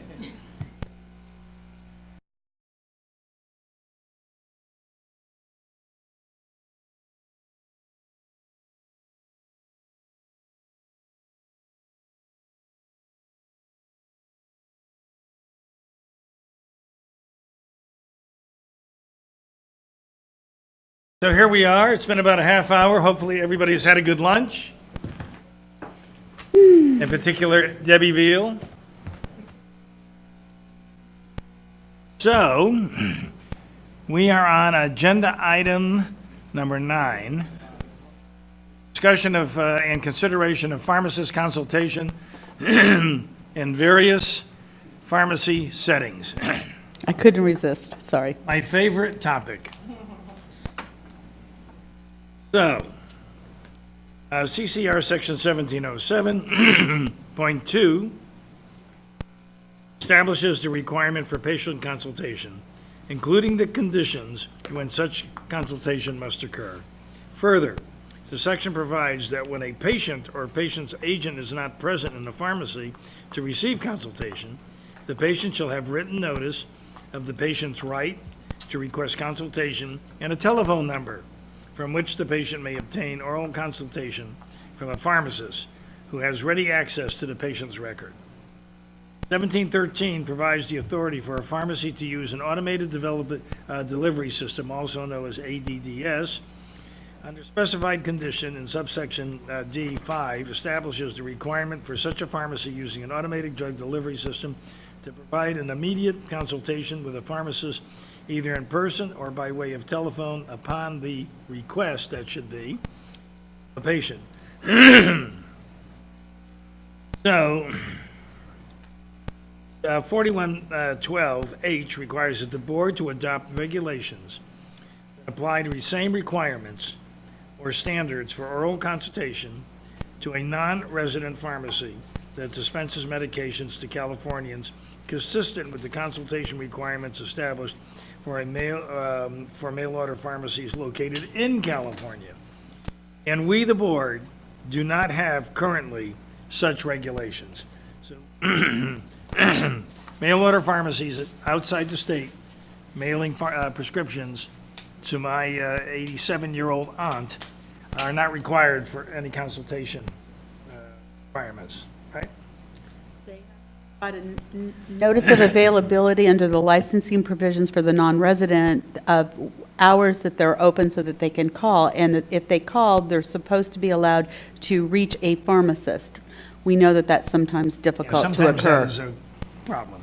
Yeah, So the that board is. has frequently discussed the benefits of patient consultation as an important component of consumer protection, has expressed some frustration when what appears to be a lack of consultation. Additionally, during the April 2017 Licensing Committee Pharmacy Tech Summit, the committee discussed changes in duties performed by pharmacy techs in various settings. The committee discussed whether expanding pharmacy techs' duties to include more responsibilities while under the supervision of a pharmacist would allow pharmacists to provide more patient care services, including drug utilization review, patient profile review, and patient consultation. As part of the discussion, excuse me, the pharmacy considered various settings, including traditional community pharmacy, mail order, and closed door pharmacy, inpatient, and other specialty pharmacy settings. The committee also provided a summary of a workflow on Iowa's Tech pilot.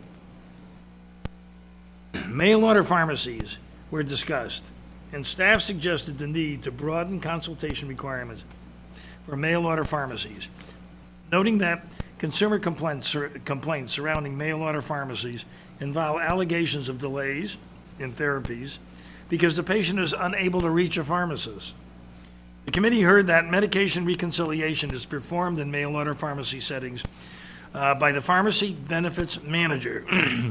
That's what we, who have the access to the patient records and who would highlight if there was duplication in therapy. I just want to stop at this one point before I go further. This is really bothersome to me, because what it is telling me is that the pharmacist is not engaged in this very, very important activity between the pharmacist and the patient.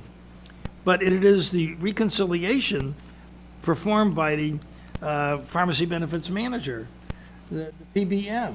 Now, you know, it sounds like a big deal, it's the PBM, but the PBM could be a minimum wage clerk someplace, supposedly doing the work of a pharmacist. One would wonder if it's to the benefit or not of the patient.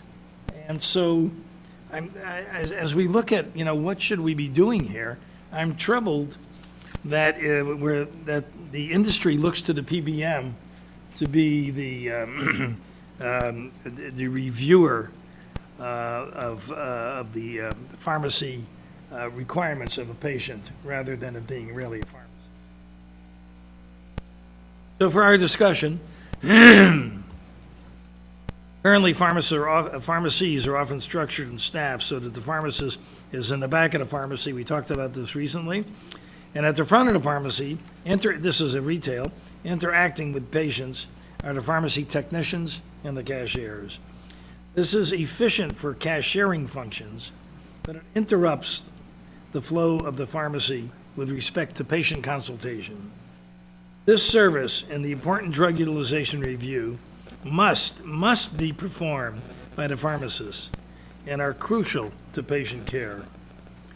If technicians were to be trained and are qualified to perform tech to handle insurance functions and perhaps function under a somewhat different ratio, the pharmacist could move forward within the pharmacy to provide more interaction and more services directly to patients. This would allow pharmacists to perform patient care functions authorized by protocol, immunization, naloxone, or under protocol with primary care providers, either as a pharmacist or an APP. Cashiering functions could still be performed by a non-pharmacist staff, but the actual handling of the medication could occur by the pharmacist during DUR and during consultation. Not all pharmacists may prefer to organize their pharmacies under such a model, but it would permit a pharmacist who does so to focus on the duties he or she is most qualified to perform. It would also foster the board's long-term goal of increased rates of patient consultation. So as part of this discussion, Are the requirements currently established by 1707.2 appropriate, or is a revision necessary and timely? Should changes at the transactional level be considered to ensure pharmacist engagement with patients at the in the dispensing process?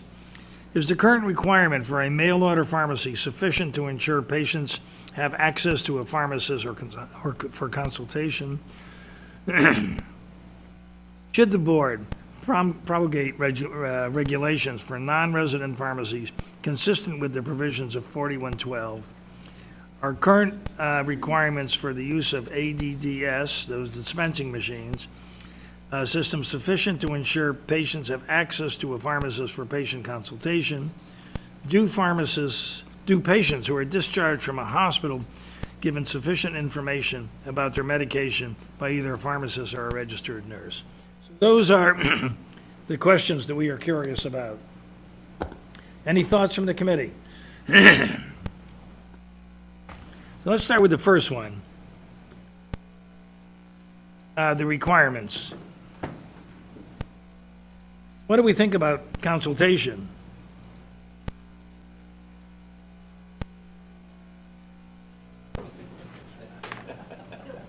I can say one of the things Well, that. that about says it all, Cheryl. I think that one of the things that our inspectors would say is that sometimes they find that consultation is given, but the quality of the consultation is maybe not quite up to par in terms of to the benefit of the patient.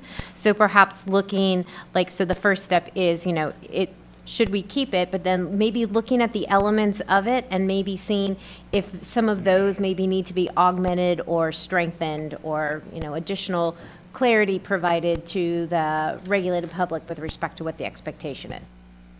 It's attachment number 6. You know what is shocking is when you look at attachment number 6, and on the first page, at the bottom of the page D, I think, whenever a pharmacist deems it warranted to exercise his or her professional judgment, an oral consultation shall include, and this gets back to the content, and here it says what it should include.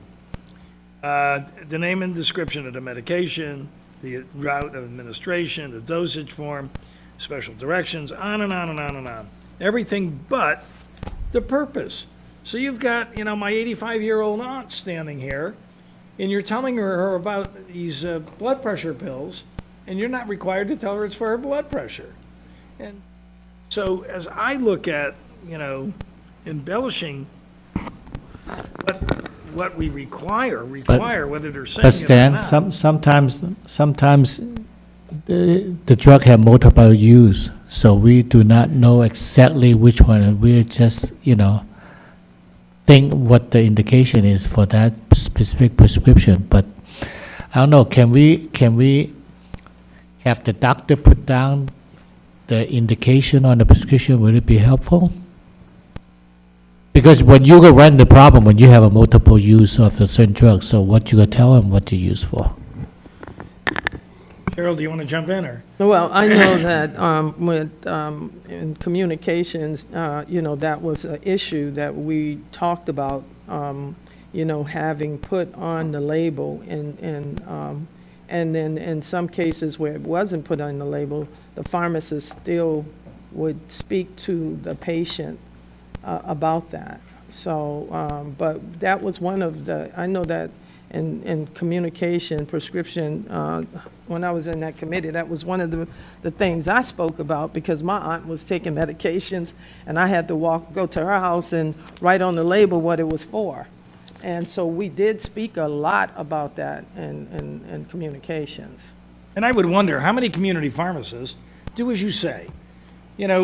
Somebody comes in all the time, and you said that you do it regardless of whether or not the doctor writes it. Right. So you are doing what I'm wondering. I could be wrong. Well, and yes, you could be. But generally speaking, we've got these pharmacists who have finished a rigorous educational program, who are licensed by the state of California, who are working with patients, we have to accept the fact that if somebody comes in, whether or not, I can't think of the drug, but the chance of somebody taking an antihypertensive for blood pressure got to be 95% or more greater. So the chance of them using it for something else is small, number one. However, the benefit, you have these people who are either have, because of age or language barrier or medical illiteracy, who are in a fog often when it comes to medications, and during the consultation, the pharmacist can't say to them, you're taking this for your blood No. pressure. They could say, well, I don't have bad blood pressure, and then you could Yeah. pursue something else. Well, Stan, I think we should, with the population keep getting older, no matter what you talk to them during consultation, by the time they walk out the door, they gonna forget what you're saying. So I think it's important. I think we should work on something on the doctor that, when they write a prescription, put down the indication. That will help you, and then we could put on the label. That will help. Like I say, I could tell you for sure, a lot of the patient, you could tell all you want in front of you, but the minute they turn around, they don't know what you're talking about. Well, we have caregivers as well. We have caregivers. I think it is very important. I think that if a patient passes out for some reason and they're taking blood pressure pills, that you ought to be able to tell somebody, have them stop taking their blood pressure pills. And if it doesn't say blood pressure on the bottle, or cut down on your digoxin, your heart medicine. And if it doesn't say heart, I don't know, but maybe I'm old-fashioned or something. I'm sure I'm old-fashioned. I'm sure. Ricardo. Kind of curious. So, a doctor does a prescription, for the patient. Patient goes to the pharmacist and says, I think it's not what the doctor told me, it's something else. You're saying that the pharmacist should be able to change that right there? No. I'm saying, so we were talking about your dad. Your dad goes into a pharmacy with a prescription. Sure. And whatever, so he's got high blood pressure. So the doctor writes for the drug, and he writes one tablet every day in the morning. And so the pharmacist fills it, puts one tablet in the day every morning on the label. Now, we're talking about consultation. So your dad is now taking this for the first time, and he's standing right across from the pharmacist. And the pharmacist goes through this whole deal of what he can tell your father. You can tell him the name of the drug. You got to put it in your mouth and swallow it. When you store it in your medicine chest. No special directions for the precautions for preparation and administration. That's another deal, like with insulin or something, or prescription refills. How many refills you have? Anything that you shouldn't be taking when you take it, and if you miss a dose, what to do. So you missed a dose last night, so take a dose tomorrow morning and then a dose tomorrow. So, but nowhere here does it say that the pharmacist ought to say to your father, it's your blood pressure medicine, or do you have high blood pressure because this is for blood pressure. And so it's the purpose that is missing. Does that act? Okay, that's what you're saying. Go ahead, Jenny. You know where I'm likely to be going on this one. In so many areas, patients or consumers are told, and there have to be disclosed certain rights that they have with respect to the transaction. They get a 72-hour cooling off period for a number of things, and yet in this particular case, we require the pharmacist to do everything but tell them the very nature of the drug it is that they're taking that can help them prevent med errors. And if nothing else, they can phrase the question, do you know why you're being prescribed this drug? And get the patient to tell them why they think they're being prescribed the drug, and then the pharmacist can confirm or deny that that's a likely reason why they're getting the drug, and at which point then you can do maybe more meaningful consultation. But in what universe would a patient not be able to know what drug they're on? Who's protecting who here? Or why they're taking it. So I think and plus, as we go to technicians perhaps taking some of these orders over the phone, putting purpose on that prescription order will help the pharmacist evaluate whether or not that person that called in the order to the technician actually knew what the drug was and knew how to spell it correctly, and the technician likewise, so that where you have less than two high-level functioning healthcare professionals involved in doing something so critical, the purpose on the order would help narrow it down. So maybe that's a trade-off the board can use with respect to allowing a tech to take an order. So let's recommend to the board to just fix it. Well, we've tried before, and it's a problem, and maybe it's time for this board to work again with the medical board Yeah. to get them to because I think we've had agreement in part over the years with them, we just haven't addressed it recently. It may be time to do that. Yeah, But I feel really strong I that very this is something strongly we can think do. that we should do that. I felt that way a long time ago. Now more and more prescriptions not being called in or written down. It's all transmitted electronically. So you have all the information, the doctor put all the information on there.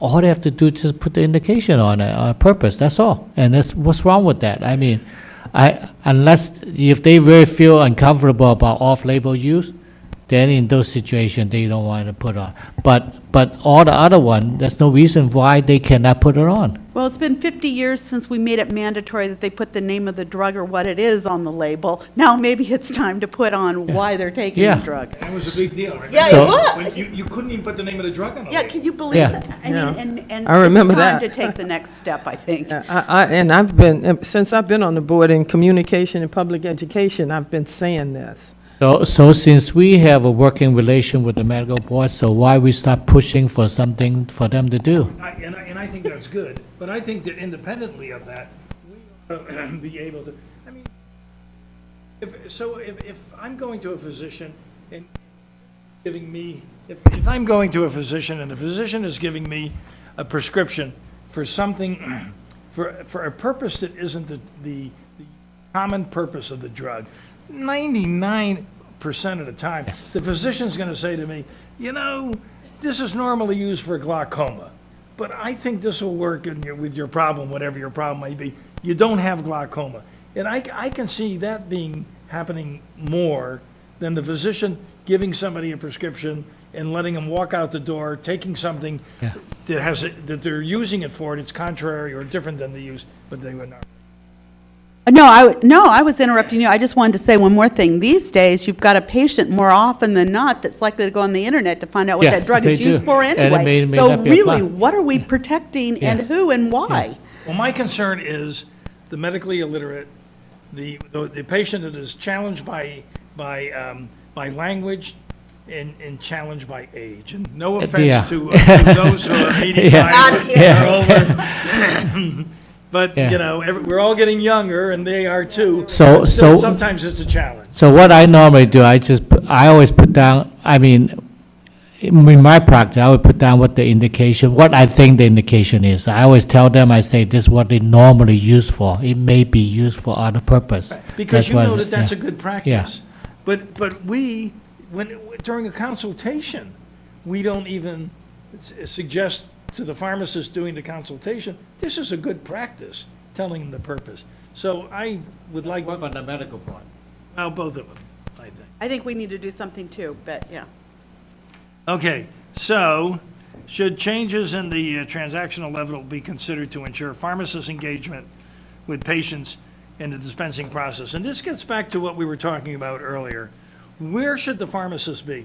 Should the pharmacist be, you know, assuming that we have the techs in back and we have a lot of ancillary staff working, and eventually the product gets to the pharmacist, and now it's the pharmacist, the prescription, and should the patient be in front of the pharmacist so that the pharmacist can deal with drug utilization review, contraindications, and a consultation with the patient includes everything that we say.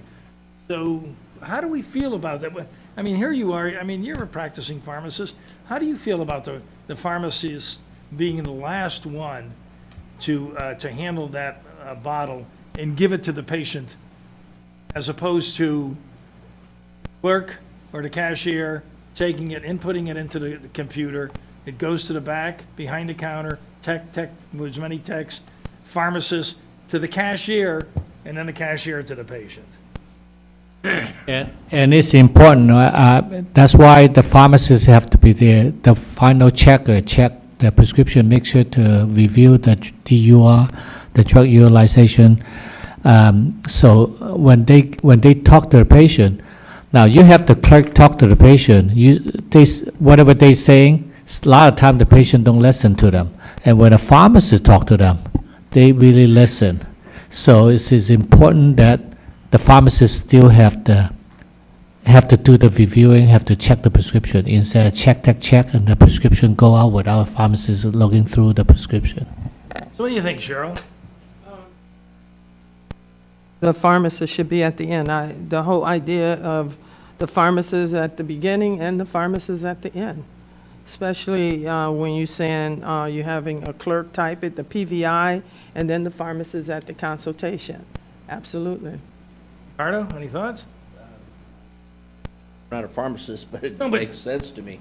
that, Better still, you're a that- patient. No, I know. I would want that extra little added safety feature for my father or elderly relatives, so, yeah, it's a good idea. Okay, so, is current requirement for mail order pharmacies sufficient to ensure patients have access to pharmacist consultation? And we are, from a patient perspective, so I go to Stan's Drug and I get a prescription that's refillable. And my insurance company, it isn't 10 minutes after I get that prescription filled that I've gotten a letter from my insurance company telling me that they know, you're taking Lipitor and you're taking it and you're getting a 30-day supply and you're getting one copay. We have this mail order deal. If you send us, we'll take care of all your refills and if you'll get 3 refills for the price of 1 copay is. So, but the deal is that everybody is encouraging me to go to the mail order houses and use the mail order pharmacies. I understand that from their perspective. But what is troublesome to me is that by me doing it, I'm sacrificing, I believe, ability to have the input that I need from my pharmacist at a clinical and a Now, patient my level. question, is it mandatory? I mean, can they get the right mandatory that they have to mail order? No, it's not mandatory. However, They got the option, right? it's not, but however, let's look at where we are. So I can't remember what my copays are, but let's say Lipitor, say it cost me $20 for a deal. Okay, so if I'm talking about 3 refills, $60. So they're telling me that I can save $40. Right. Boy, the whole thing about copays, the purpose of copays was to influence the patient into either changing from a trade to a generic or going elsewhere for access to the drug. And so if the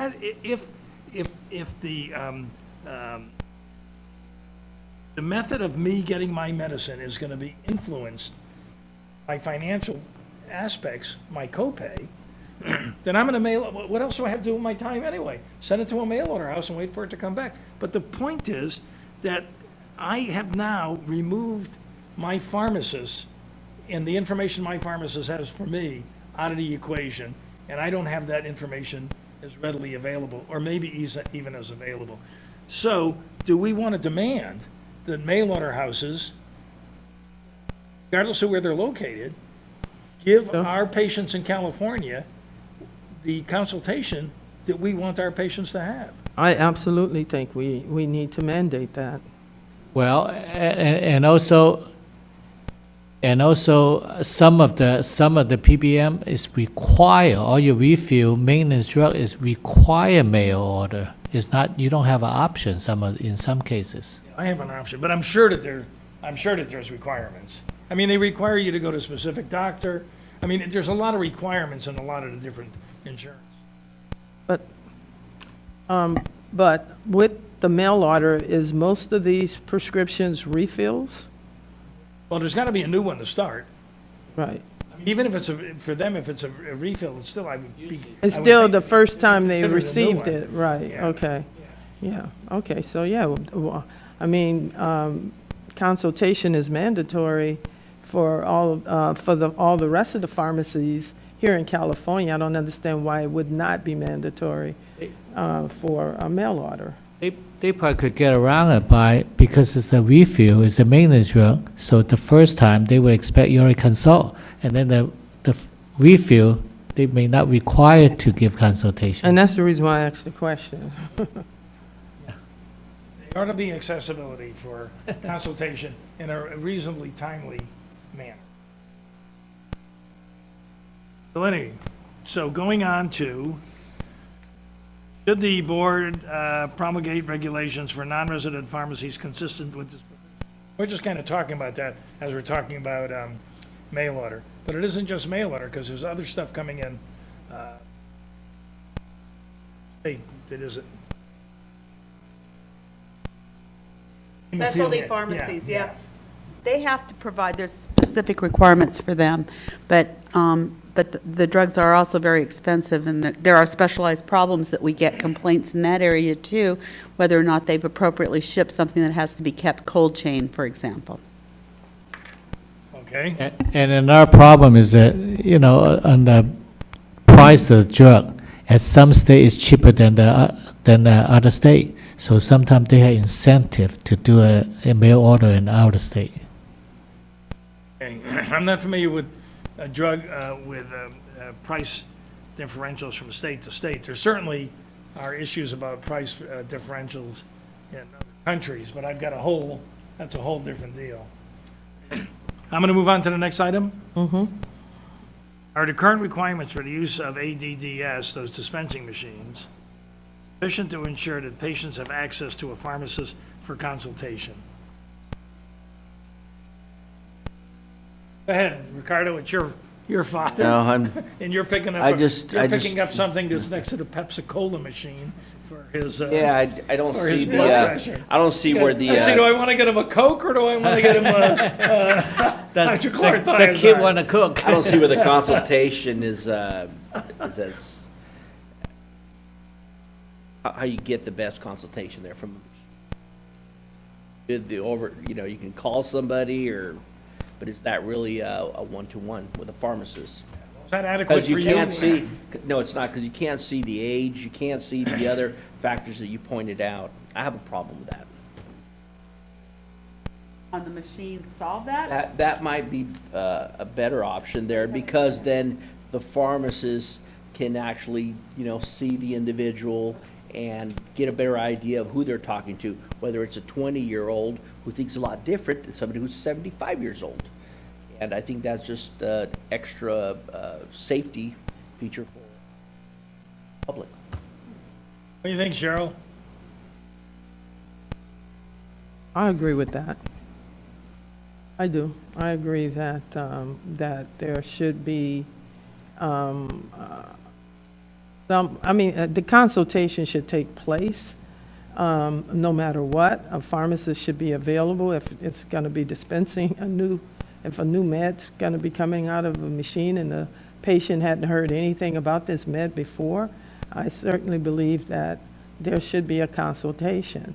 And it would be a lot better if a pharmacist could see who that person is, yes. To minimally, a video screen with a camera with a pharmacist. Yes, To yeah, yeah. Think, Albert? Well, I keep hitting on the economic part. It's good to provide all this service. We require all this service, but we have to have the manpower, have the finance to do that. So as long as we have those PBM give that kind of reimbursement, that it cause a constraint on how much pharmacists you can hire. But the bottom line, we want to provide consumer safety, consumer service, all this consultation. It does cost money, so we talk about all kind of regulation, but still come down to the finance. With regards to the machine, do we want more for the patient if the patient is getting their refill or a new out of the machine. We should have a, like I say, with the picture, with the video, they could, we should require them to have consultation provided. So one other thing, this is my bias. So now, currently, there's a pilot project in San Diego where the pharmacy is way over here in the community and the machine way over there in the community. Initially, our requirements were that the machine had to be adjacent, plugged in right next to the pharmacy, so that, for a variety of reasons, I liked it, because if, my 85-year-old aunt, when she got her medicine, in spite of whether there was a video screen or a telephone she could talk to, if she had additional needs or questions, the machine was close enough to the pharmacy where she could go and see human being eyeball to eyeball and get some. Is that important, or am I in kind of, what do you think? I certainly think that that is important because, if there is no video screen, you have a pharmacy right there, then I think that would do the same thing. But if you're talking about a standalone machine and it's not near a pharmacy, then you should, there should be consultation. And there should be consultation, and I agree that we should have a video. I don't even, excuse me, I don't even agree with it. Like I say, I don't like to have machine just out in the boondock. I would like the machine, like you say, right next to a pharmacy, that give them a chance when they have question, they could just walk over and ask whatever question they have. So I would like to see those machine is near the pharmacy, but not somewhere by itself, out of nowhere. But my understanding is we have machines out there that's not near a pharmacy, right? Those machines already. No, we've got some in they're in a clinics. We've got pilot? some in clinics. We've got them in clinics, we've got them in skilled nursing homes. Oh, right next to the pharmacy. There's that one Scripps. I thought we had one somewhere where there was. We've got one in San Diego where it's in a hospital, unattached to a pharmacy. Right. It's accessible only to employees of the hospital. And is it just refills? No, they can have first-time fills, but they have to have it released by the pharmacist, which occurs after consultation. Okay, so that's what I'm saying. But I don't think that's a video. I don't think there's But a that's a video on that. I pilot think it's program. telephone. That's Okay. not That's a pilot program. authorized. Okay, Yeah, and that's well, a pilot. okay, then, yeah, so, no, but I'm more inclined to go with what Albert says, and, when it comes down to the machine. You guys did talk about that next week. Okay. I agree. I think it should be there in the facility. As a consumer, if I'm hearing somebody on the screen, in the back of my mind, I'm thinking, boy, I wonder if there's some other country or whatever. You want to feel that personal, it's here, I would feel Oh, reassured. that's an interesting idea. Yeah. Because eventually we'll say, well, they're licensed too, but they're, Well- who knows where? I would argue that they could not provide consultation from outside the country unless the individual is licensed in California as a pharmacist, because they're providing services into California. Yeah, just the in the facility, I agree with that. But that is something that maybe we need to look at. Yeah, because there are physicians in other countries that are physicians enough to get staff privileges on hospitals in the United States, and then they read x-rays in the middle of the night, or they are engaged in hospitals far from where they are, possibly in a different country.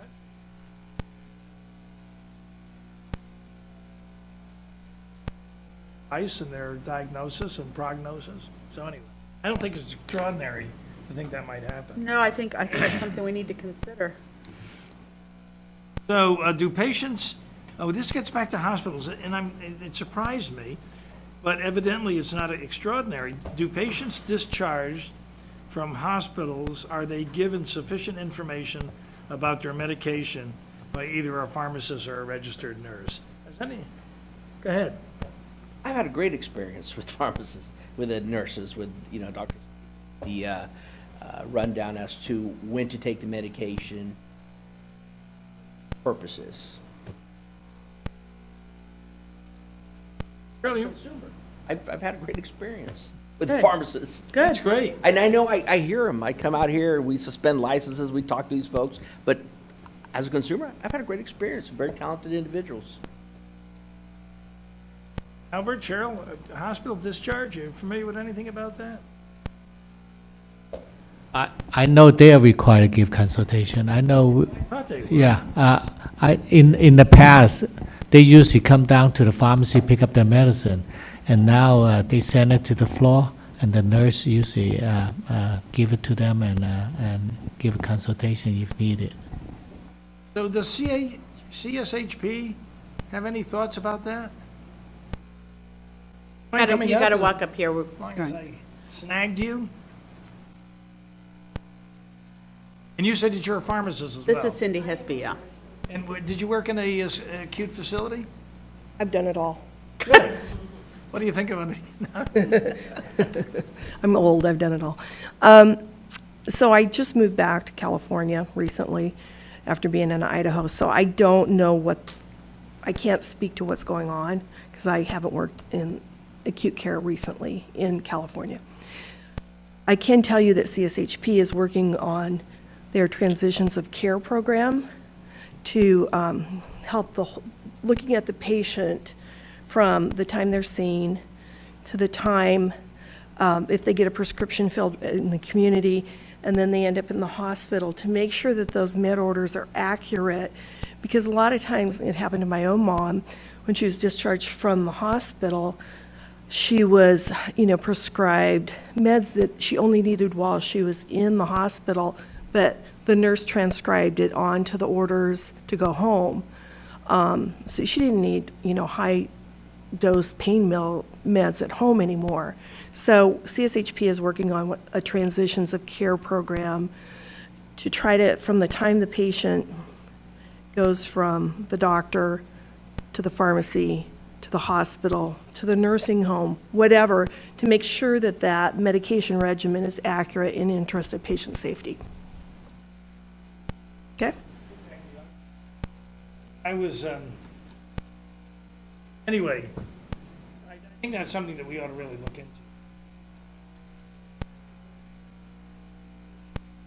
Discharge and average length of stay is getting.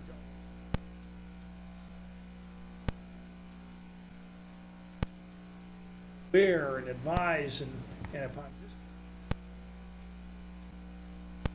mercy of the rest of the world,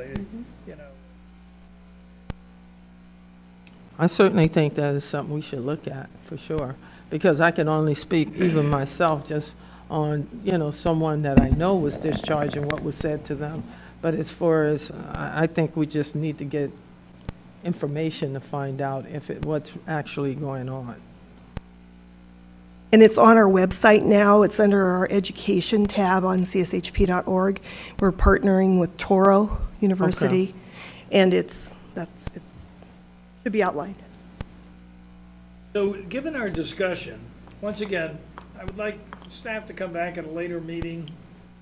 The things that we discussed incorporated in either what we're working on, from a consultation standpoint, or embellishing what we already. Giving us an opportunity to take another look at it and see if this is the direction. Care for the. Okay.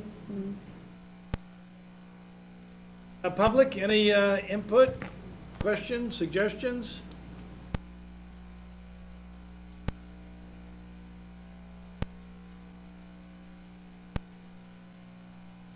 Yeah, that's what I'm saying. It's cold back where you were. Paige with Tally with California Council for the Advancement of Pharmacy. Just talking about transitions of care, I don't know if you're aware that, actually, I think Rebecca Cupp from Ralph's has spoken here before, and they do a lot in transitions of care from hospitals to home. And they discuss the teams and what they do and follow up, with the patients. HSAG, Health Services Advisory Group. They contract with CMS and they work with hospitals out here in California to make sure that there are smooth transitions of care. So it's another group, and I know that Dignity Health has a transitions of care team, and it's not just back to the nursing home, it's also actually home. And so does UC Davis. UC Davis?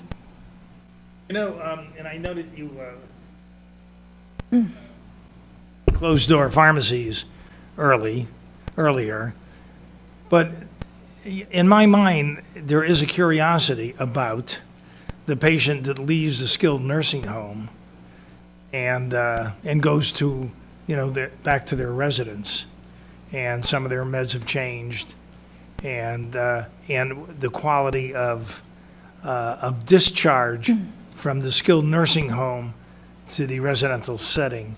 I mean, first of all, at the skilled nursing home, there's no pharmacist. And at the skilled nursing home, my experience has been that there has been very few, sometimes one, RN. And that usually has been the director of nursing. And often the other caregivers have been less than RNs when it came to LVNs usually. their certifications. And there's a place for everybody, and they do a great job. And I don't want to minimize what an LVN, however you get these nursing assistants, certified nursing, CNAs. That sometimes lack the educational background. And we're talking about techs, the CNAs. Are they qualified to do a discharge and discuss drugs? I mean, where does it happen and who does it? And is it worthwhile if it happens at all? Typically, in my experience, it's the rehab section, the Medicare Part A people, I call them that, the Part A stay, the per diem people, that are only in the facility they're either on the upper floor or lower floor, it depends, for 2 weeks, 10 days, maybe 4 weeks, it depends on the rehab. And typically, there is a nurse, but it's usually the LVN that is providing the information on discharge for you. And my point is that it's an area where, you discharge these people. Could be improved. And again, and many of them have a lot of the different issues that we discussed about earlier. Sometimes there is a difficulty with language or medical literacy or age, and they go home with a shoebox, full of stuff.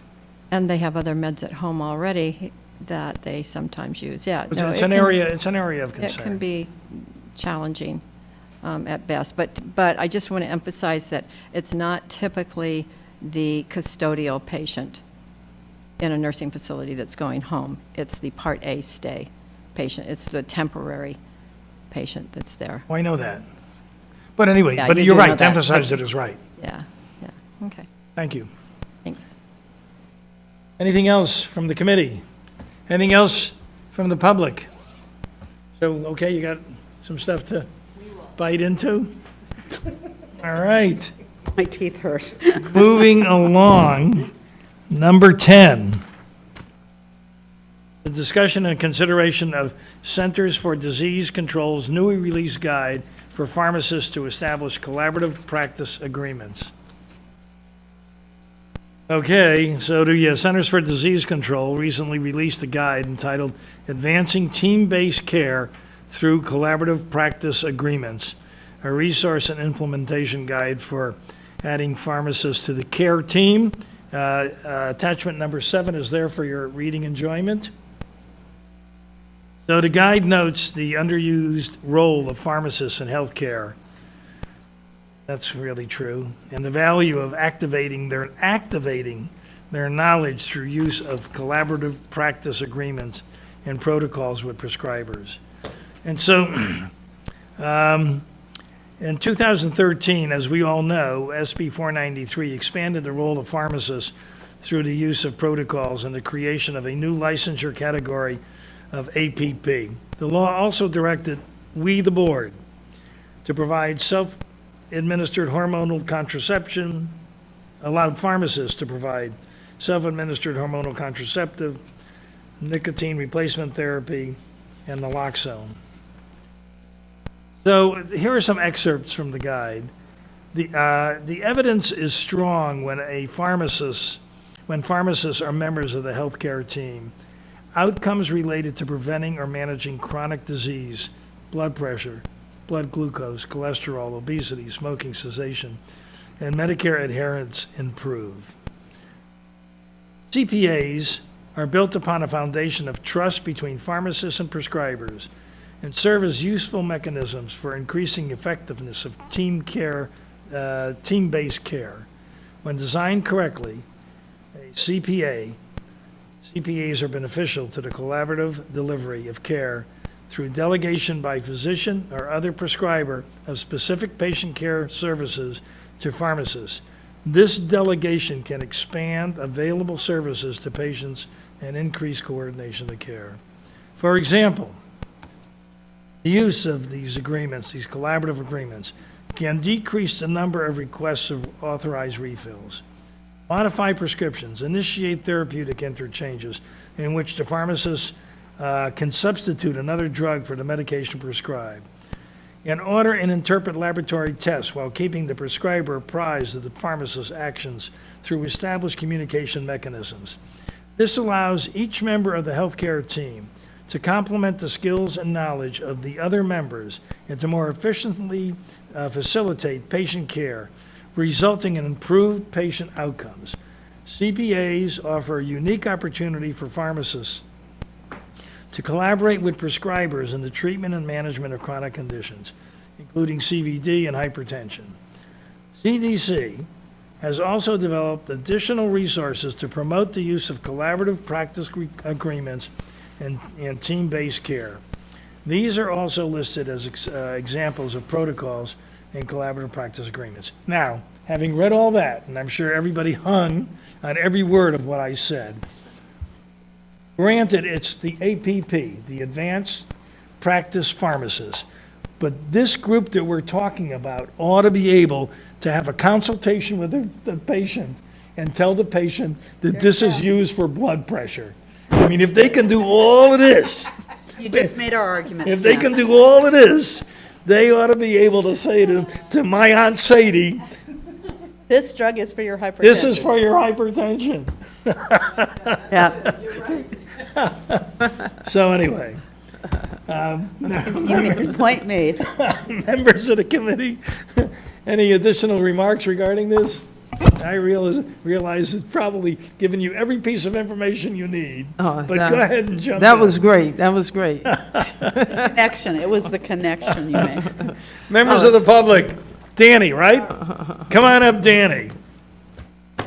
This is number 3, Danny. There's a bonus at the end of today. Very charitable with my words right now.